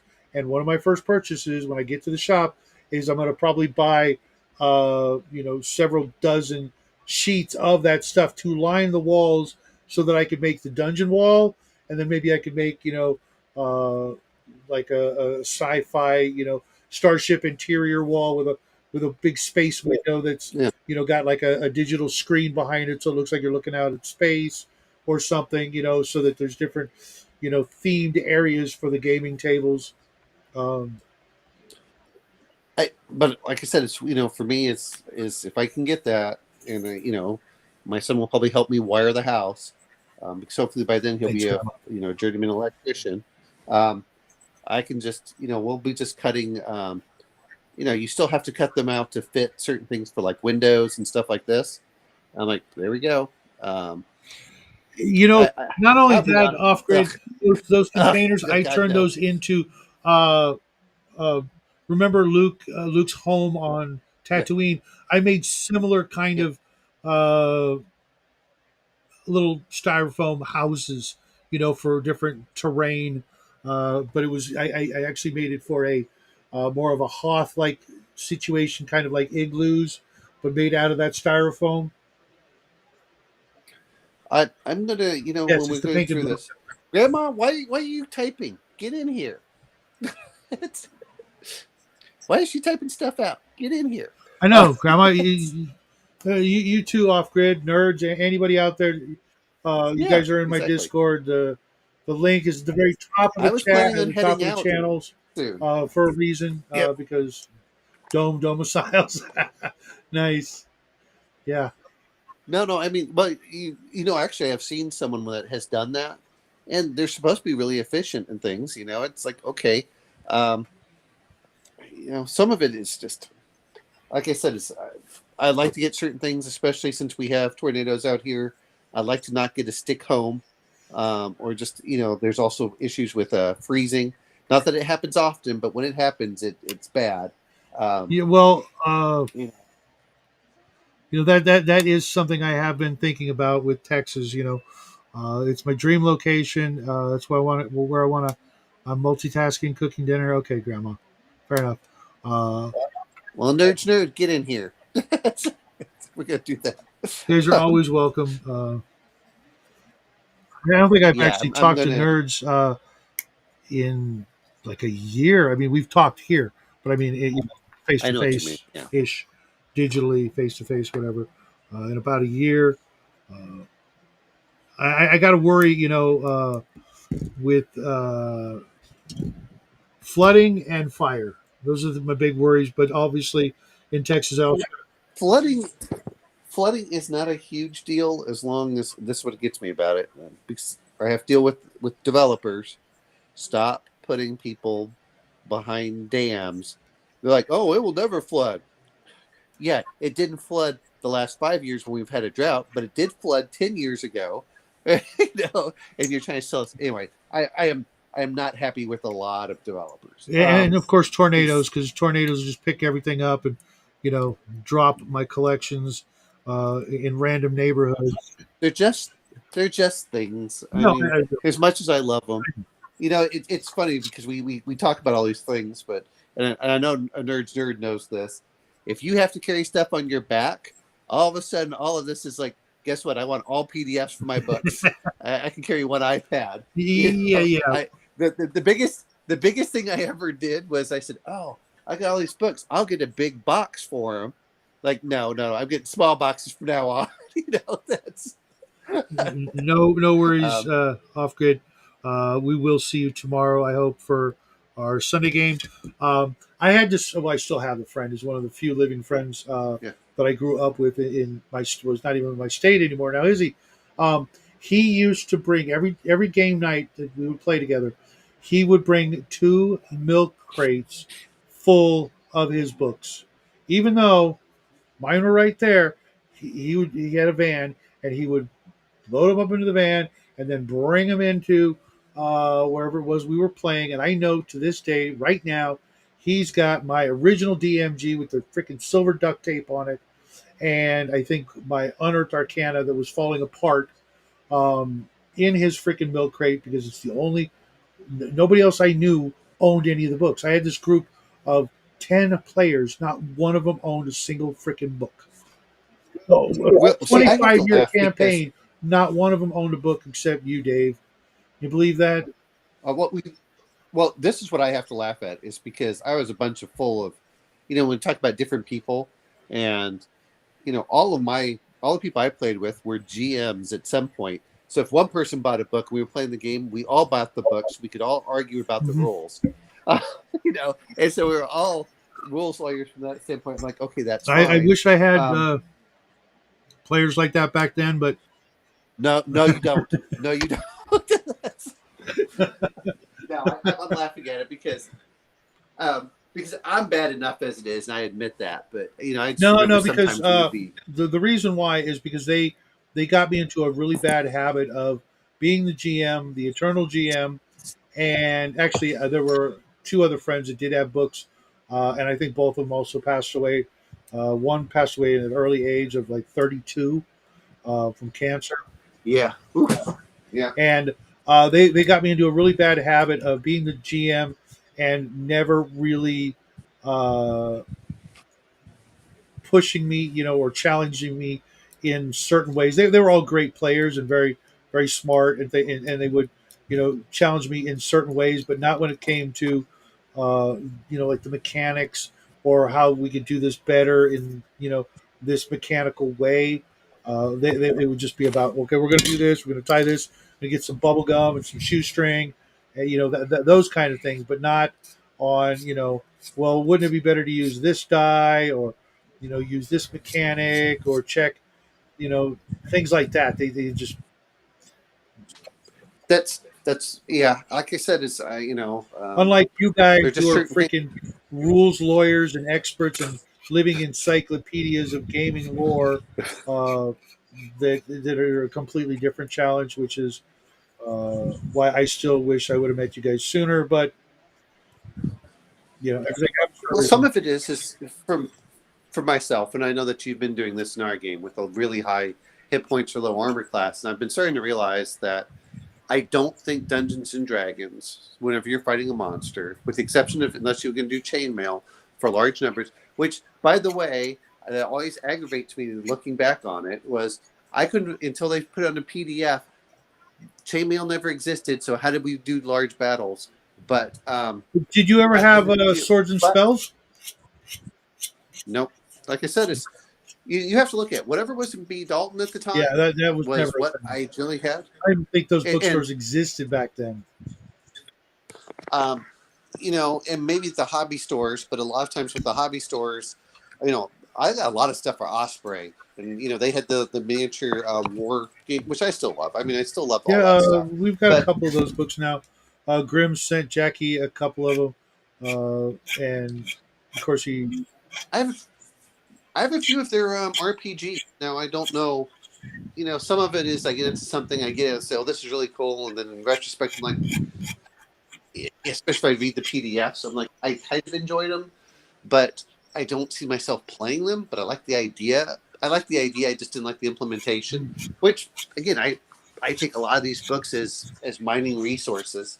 Um, but the yeah, it was. But part of the reason that everyone's like, "Oh, the dragons don't have enough hit points."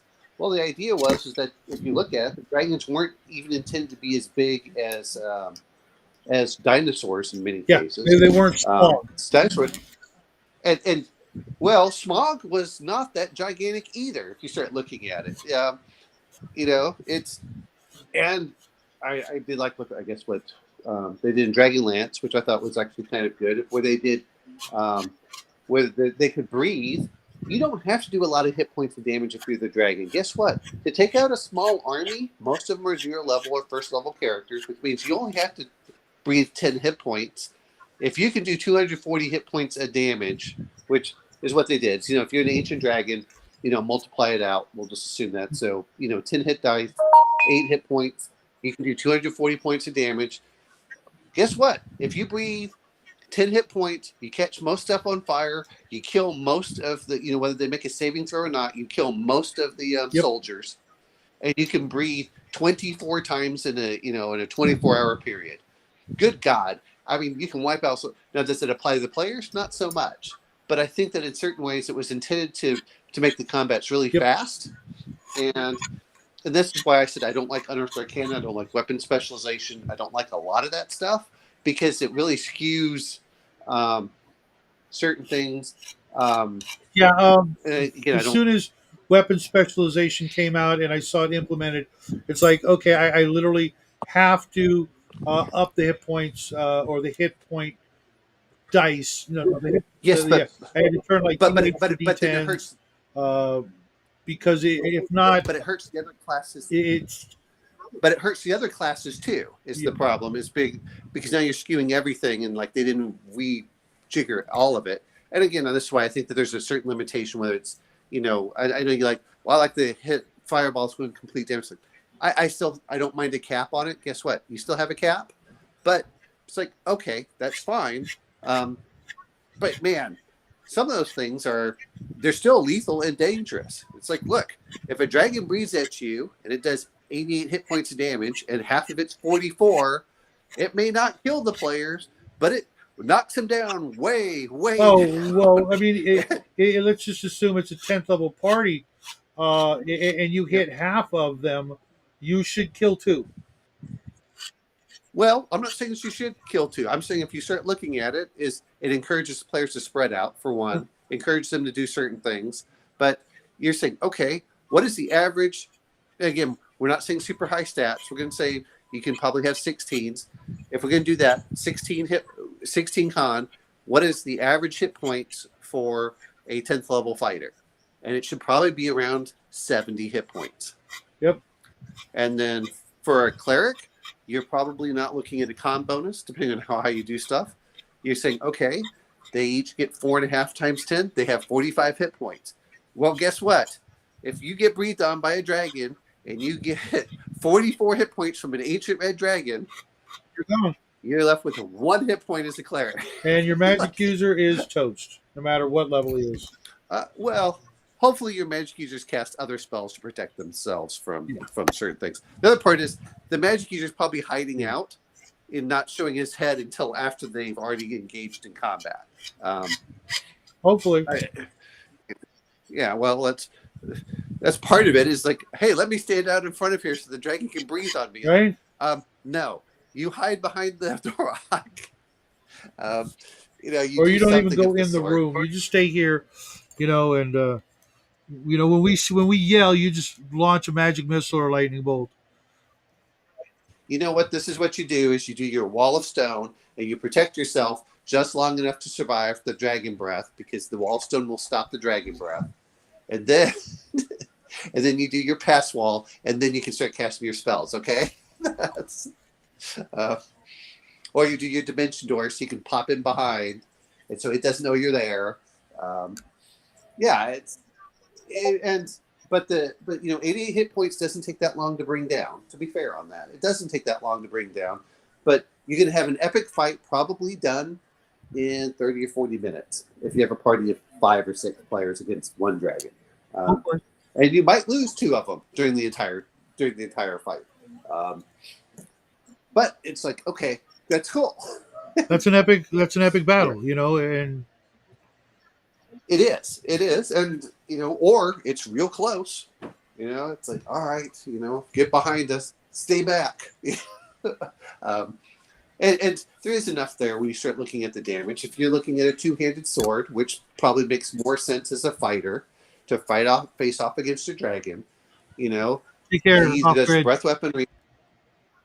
He does two claw attacks and one bite. Well, guess what? That's time to pull out the two-handed sword. You're 3d18 points of damage. You're probably going to have an 18 something strength, depending on how you do it. And you go, okay, game on. I've got my ogres of giant, my gauntlets of giant of ogre strength. That's +3 to hit. That's +6 to damage. I'm probably doing 17 hits a blow. I might get 2 attacks in a round. Awesome, And it's like, how long will you survive? And hopefully you have. And again, most parties were what, 6 to 8.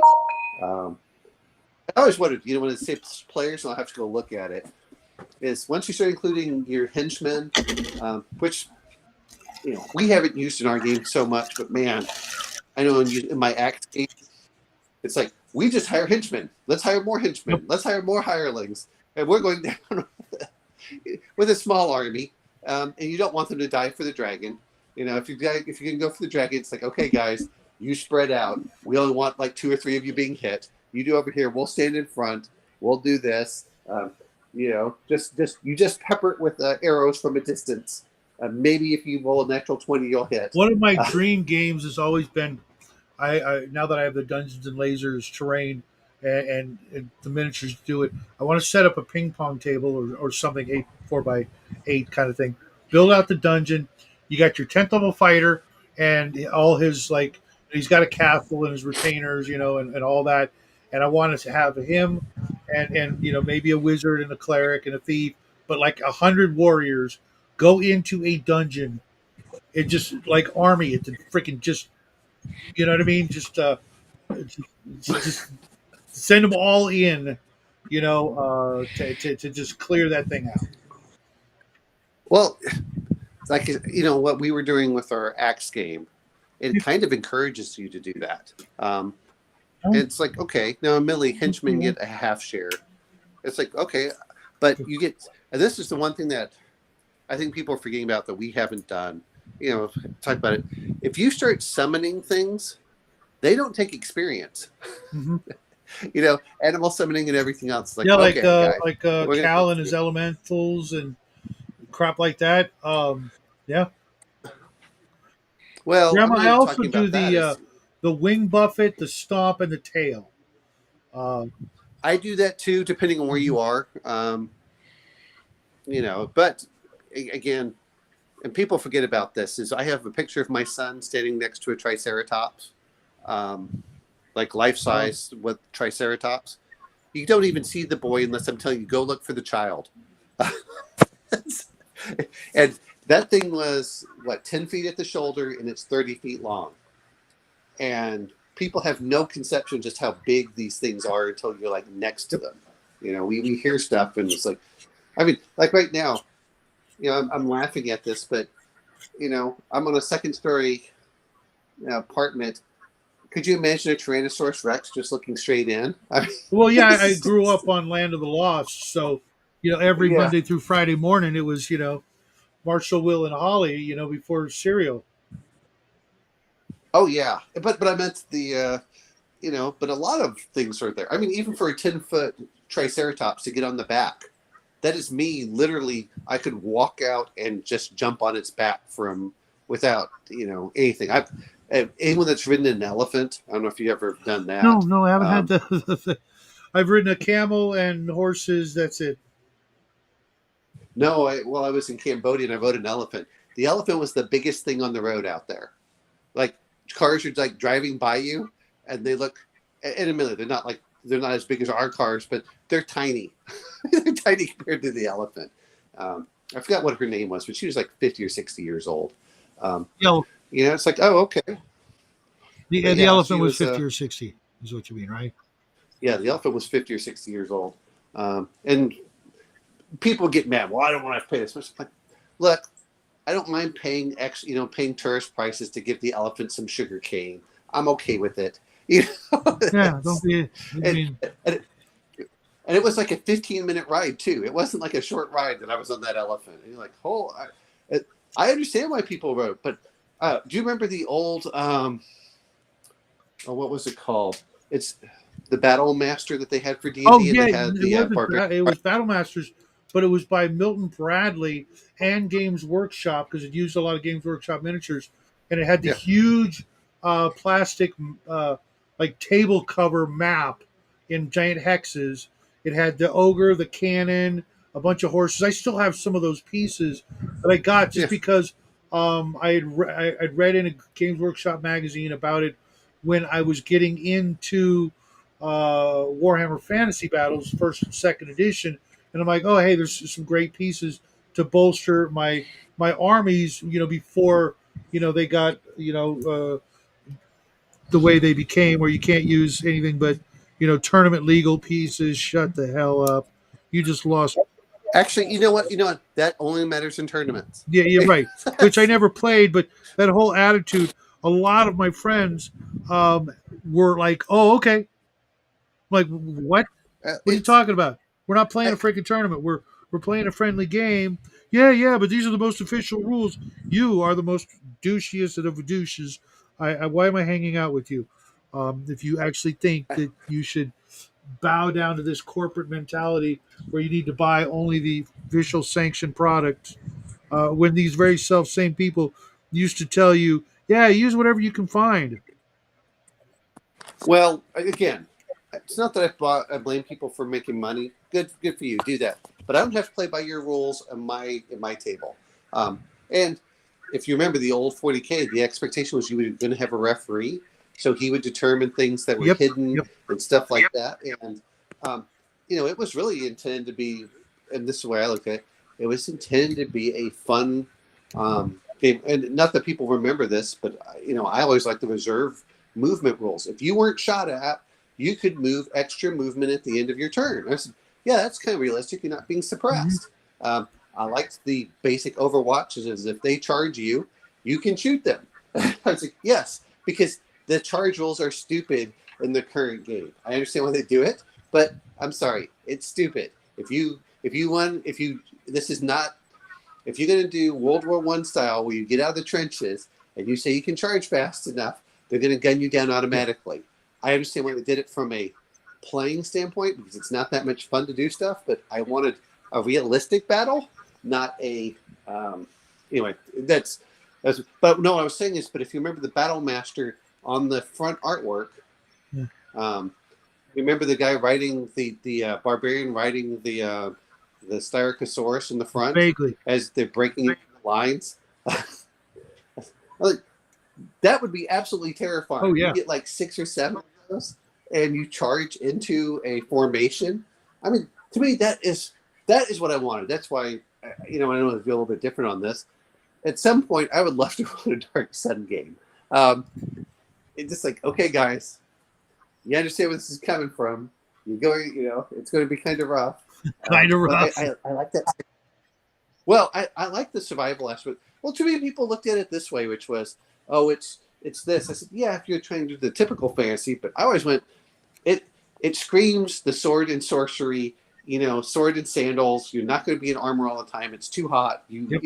The world is dangerous as a whole.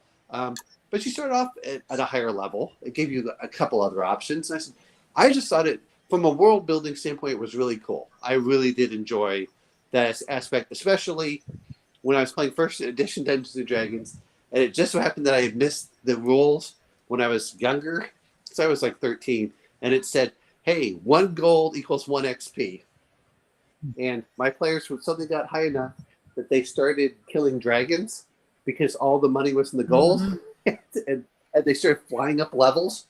And at the point, I said, "Look, we're capping you at 40th level." That's what I told them. All cap, you're not going to past 40th For you, level. so Yeah, no, I mean 40th level is well, but you could fly it. And let's be honest, when you're kids, you do all sorts of stuff. They were flying up levels because they would find the dragon's horde. They'd go kill the dragon. Okay, let's go find another dragon. It's just, and they were high enough level that they could, survive most dragon breaths and things like that. And I said, all right. And so I got fed up with the Monty Hall game. I was a lot more, I held back a lot more stuff. I started making Magic like really mean something, and then Dark Sun came out, and I went, "Oh yeah, this is what I've been looking for." so, um, so that's why I came from that. Um, Dark Sun had had some interesting ideas. I just uh, th- you just don't like the fact you can't shower daily. that's That one of was them. your Yeah, whole it thing. is one of them. That's a biggie for me. Uh, I know. and the whole idea of bone weapons, uh, you know, I like that idea actually. I like it where it's because it does create that desperation. And once you get to higher levels and stuff, you're going to find metal weapons and things like that. But it it makes it all of a sudden where guess what? You're not carrying like a single spear. You start carrying two or three spears. You start doing other stuff, and you know it does get that desperate battles that I do enjoy. And I don't mean like, hey, I just have to make the monster tougher. It just is like, oh, well, that is you something I fight will such be and such. shooting for big time in the Savage Swords game, to make it as Howardian, is that a word, Yeah.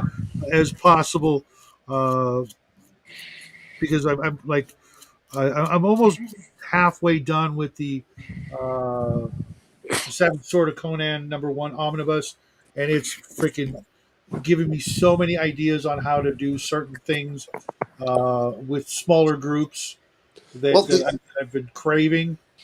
the other part I liked about And yes, Grandma, we all want to do that, except actually, Bear, who's burnt out on dinosaurs and he dragons, I guess. well, he said he never liked dinosaurs. He never liked dinosaurs. Um, that's not. Dinosaurs are freaking awesome. I love the idea of dinosaurs, but Me too. Me too. actually, not that I really. Which is funny. Every time I've played the system, I've enjoyed playing with the group and everything else. I don't like the system. It's Cipher, and it's not a bad system. It's just not certain systems just don't click with me. Um, but one of the things they have, which I really love the setting, is predation, which assumes that there's time travel back to 66 million years ago, right before the comet hits, but you don't know when the comet's going to hit, and then you get anyway. It's a cool setting, Hmm. but it specifically has dinosaurs, and of course they start putting lasers on them and everything else because they have the technology to do so. And, you know, I who mean, doesn't want to do that? I mean, that's just a no brainer. I mean, yes. Let me see if I can. Where do I have that anyway? I had the book somewhere. Oh, here we go. Um, I mean, who doesn't love lasers being shot off the dinosaurs here? And nice. I yeah, it's Monty Cook. There's certain things, but yeah, it gives all of the Jurassic Park vibes. You get the men on the front, and they're cyborgs, and yeah, it's. Oh, here you go. For any of you that like, I don't know if you can see it as well. Um, but yeah, I mean, I just love. I love the whole idea of it, and especially the old Star Frontiers when the last module in Volturnus, where they had the Sathar that got their giant lizards and then put flamethrowers on their mouth and laser eyes. I don't have that one. Oh, well, they specifically, and this is the way I liked doing battles, which was, guess what? You get to zoom in, and if the players win the battle there, then it gives a better chance of them winning the overall battle. But Okay.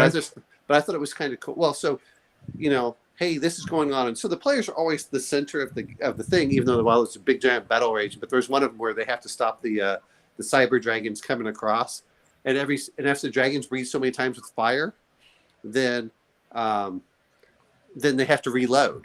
So it's like, and so then the technicians come up to give them additional, and so you're supposed to stop them while they're reloading against the dragons. I just thought that was so cool. Um, Do I have that down here? Yeah, it reminds me of this. If anybody remembers this, probably not. It wasn't a big seller. which one? No, it's not on the cover. Gamma World Gamma Knights. There's a lot of like beast riders in Mhm. that, as well I as I never saw Gamma World. I might have seen like a module, but I never saw the box set, which to me is a real travesty. You know, the Dragon Magazine kept on posting everything for Gamma World. I was like, the rules are almost close enough, but not there. I heard people talk about it. there was some subtle differences. Right. Speaking of which, are you reading Hero's Journey? I need to do that. I haven't read it yet. It's and Grandma's going to be joining us for that. It's the most Gamma World novel I've ever read, and they did it, or he did it perfectly. Uh, if I wasn't already uh, booked solid for the rest of this year, I would be like, okay, Tanner, we're doing Gamma World, but we're not. We're gonna have to wait till after January before I run a Gamma World game because I want to read the second book because I ordered Hero's Journey spelled with an IE Yeah. instead of just for the folks at home. And I found out there was not only was there a sequel, but his daughter took his notes and wrote the end of the trilogy, which will be out actually kind of soon if it's not already out. But it was like a recent thing, and I'm like, what are the odds? And so I'm going to make sure I read uh, Unforsaken Hero, I think it's called, which is the next book in the trilogy, and then I'm going to read if his daughter's book is out, and then I'm also going to read Daishan, I think it was by Eric von Lustbader again, who wrote the famous Ninja. I've got it right here, Ninja Miko and Jian books back in the '80s that were really popular.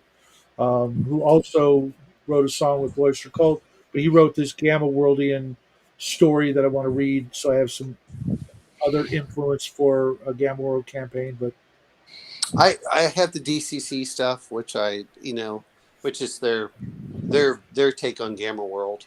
mhm, And I was like, okay. And I mean, at some point, I like to do it because there's some things I like on what they've done with theirs, which makes fighters more interesting. I like their what they call their deed die, which is it gives you options, and if you roll that, basically you roll another dice and it gets added to your attack. But if you roll a certain number on that, you can do certain maneuvers with it. And so when you okay, start getting high enough level, it's like you're almost doing a maneuver every round. Like I disarm them, I do this, I cut their head so they're bleeding, so the blood comes into their eyes. I'm doing this, I'm doing that. Like, oh, okay. this is really cool. Um, I like I like that. Again, I would like to play DC. There's a speaking of this, and one of my friends, nice guy, um, kind of dresses. He dresses eccentrically. Uh, anyway, I just look over. I'm like, I don't think that dress works on you. But anyway, nice guy. But he said he'd run me through a DCC game, and not just the funnel, which is what everyone talks about, but an actual game. And that would be kind of cool. Yeah, it's nothing's perfect in there, but that's fine. And I'd like to try it. I would really like to try the things, but it's definitely one of those games that I'm not sure you're ever really intended to go past fourth level, uh, because it's Hey, real dangerous. speaking of Gamma World, does anybody know if Fallout Season 2 is out yet? I thought it's going to come up here in just a minute. I'll Okay, have to because go that's look. another thing I want to make sure I get under my belt before I do a Gamma World game. Because I was actually surprised that I didn't hate it as much as I didn't really hate it. There were some things I didn't like, and I saw some things. I'm getting jaded because now when I see certain things, I'm just like getting December getting December angry because 17th. okay, because I'm getting angry thinking that it's woke bullshit or they're trying to insert this or that, and I'm like, no, maybe not because it's good. It's it's got some things in it that are you know Well, my whole make problem me with want to watch everything is, season two. well, Uh, my whole problem with everything is you can put that stuff in there, but don't don't sacrifice story. Don't make him a Mary Sue. You can do a little bit of stuff, but no one ever complains about Vasquez and Aliens. Okay, no one complains about her. no, she was a great character. Right? She was one of But the she was one of the actual better characters amongst the Marines. Yeah, but my whole point is that nowadays they would do it and then they'd just make her like, well, she can't die, she can't do this. Like, no, it doesn't make her a good character. Mhm. She's a good character because of a lot of stuff. But yeah, that's my whole point. Is it's not that we didn't have female action heroes and things. We just No, what they didn't do is they didn't make the men incompetent around them to make her better. They surrounded the female characters with strong male characters. So you know they were everyone was competent, and I said that's the problem I have with it is somehow there's this idea that you have to destroy everyone around them to make sure that they're the best. It's like they don't have to be the best. no, you just make everybody awesome. Exactly. That way you sell more action figures. At the Sure. very minimum, Oh, I right? know. Well, no one complains about Valeria in the Conan movie. It's No, like no, it's like Sandra Bergman did a good job. It's like, oh, okay. It also helped that she was 6 feet tall. It's, right? like great. Why? But nowadays you just watch stuff and you're just like, you don't even put anything in the character. No one cares about your character that you're in there, and then you get mad because your character isn't interesting. And then they're like, well, I don't want them to get beaten up. No offense, I kind of like Why that. not? Yeah, You know, exactly. I mean, right? I mean, that just shows how. I mean, look at John McClane in Die Hard. I was just thinking about it today. Uh, he got his ass handed to him. You know, not necessarily by an individual or whatever. The Yeah. whole situation, he was just taking damage left and right, and he's still end of the movie. He's the big damn hero. You know, bleeding feet and bruised and busted up, and Well, you know, the other part is you also want a competent villain. You know, yeah. we talked about Star Wars, and I had no problems with Leia doing all this stuff for the original Star Wars. I like the Oh, fact that she was awesome. Carrie you Fisher know, was an she went amazing around human and being. she choked out Jabba the Hutt. It wasn't Yeah. like you know you did that one, but when what was the you're like, oh, okay, you're here. You don't have to be the worst at all of this stuff. And then what was but they had good characters. It's like your main character wasn't there. I'm sorry. Same thing applies to male characters. If you make the male character indestructible, he's boring too. There, Yep. there's something to be said that I like watching characters run. I like characters that go, you know what, we're outnumbered. I like competent villains. I did, that's what made Darth Vader so much fun. That's actually what made Thulsa Doom so much fun. These were like scary villains that were out there. Yep. It's like, oh, okay. And they don't have to be impossible. I mean, even in Empire Strikes Back, there are a couple of times that Luke gets a couple of good hits on, Vader. Uh, it's like, okay, you, Hmm. of course, More than a couple, from what I remember. well, I think he That can. also reminds me. I need to go check and see when Stranger Things final season airs because I've been waiting for that for a good long minute. Yeah, that's supposed to come out in, I don't know, Horse Clans, no month or kidding. so. Thank you for reminding me, Grandma. I should start reading those as soon as I'm done with uh, the next book. Yeah, what I meant is that women bring things, men bring things, and the it, it's just have it, and it's good to have characters that have flaws. I actually, when we talk about this, is I enjoyed Terminator 2. With one is Linda Hamilton really did to do a lot of stuff for being badass, but she was completely broken women, in Terminator 2. It's like, yes, that's, um, but they don't want to do that anymore. No, we can't make any weaknesses in characters. I said, weaknesses are what make characters interesting. It makes them have blind sides. It gives them, things to overcome. Um, you know. Good for you, Grandma. So anyway, I'm gonna let you go. I'm gonna. Yep, I got church in the morning, and uh, it's been a busy day. So Sure. good hanging out with you, Owen. Thanks Yep. for making this a fun show, Grandma. OG, I know you're already in the land of Nod. Nerds, always nice seeing you here in the chat. Everybody, have a great weekend. Get some gaming in there, and I will see you guys on Monday morning because I got another one of my new Monday morning videos because I want you guys to start your day like I do, thinking about gaming. Uh, so All right. Have a good night. Bye.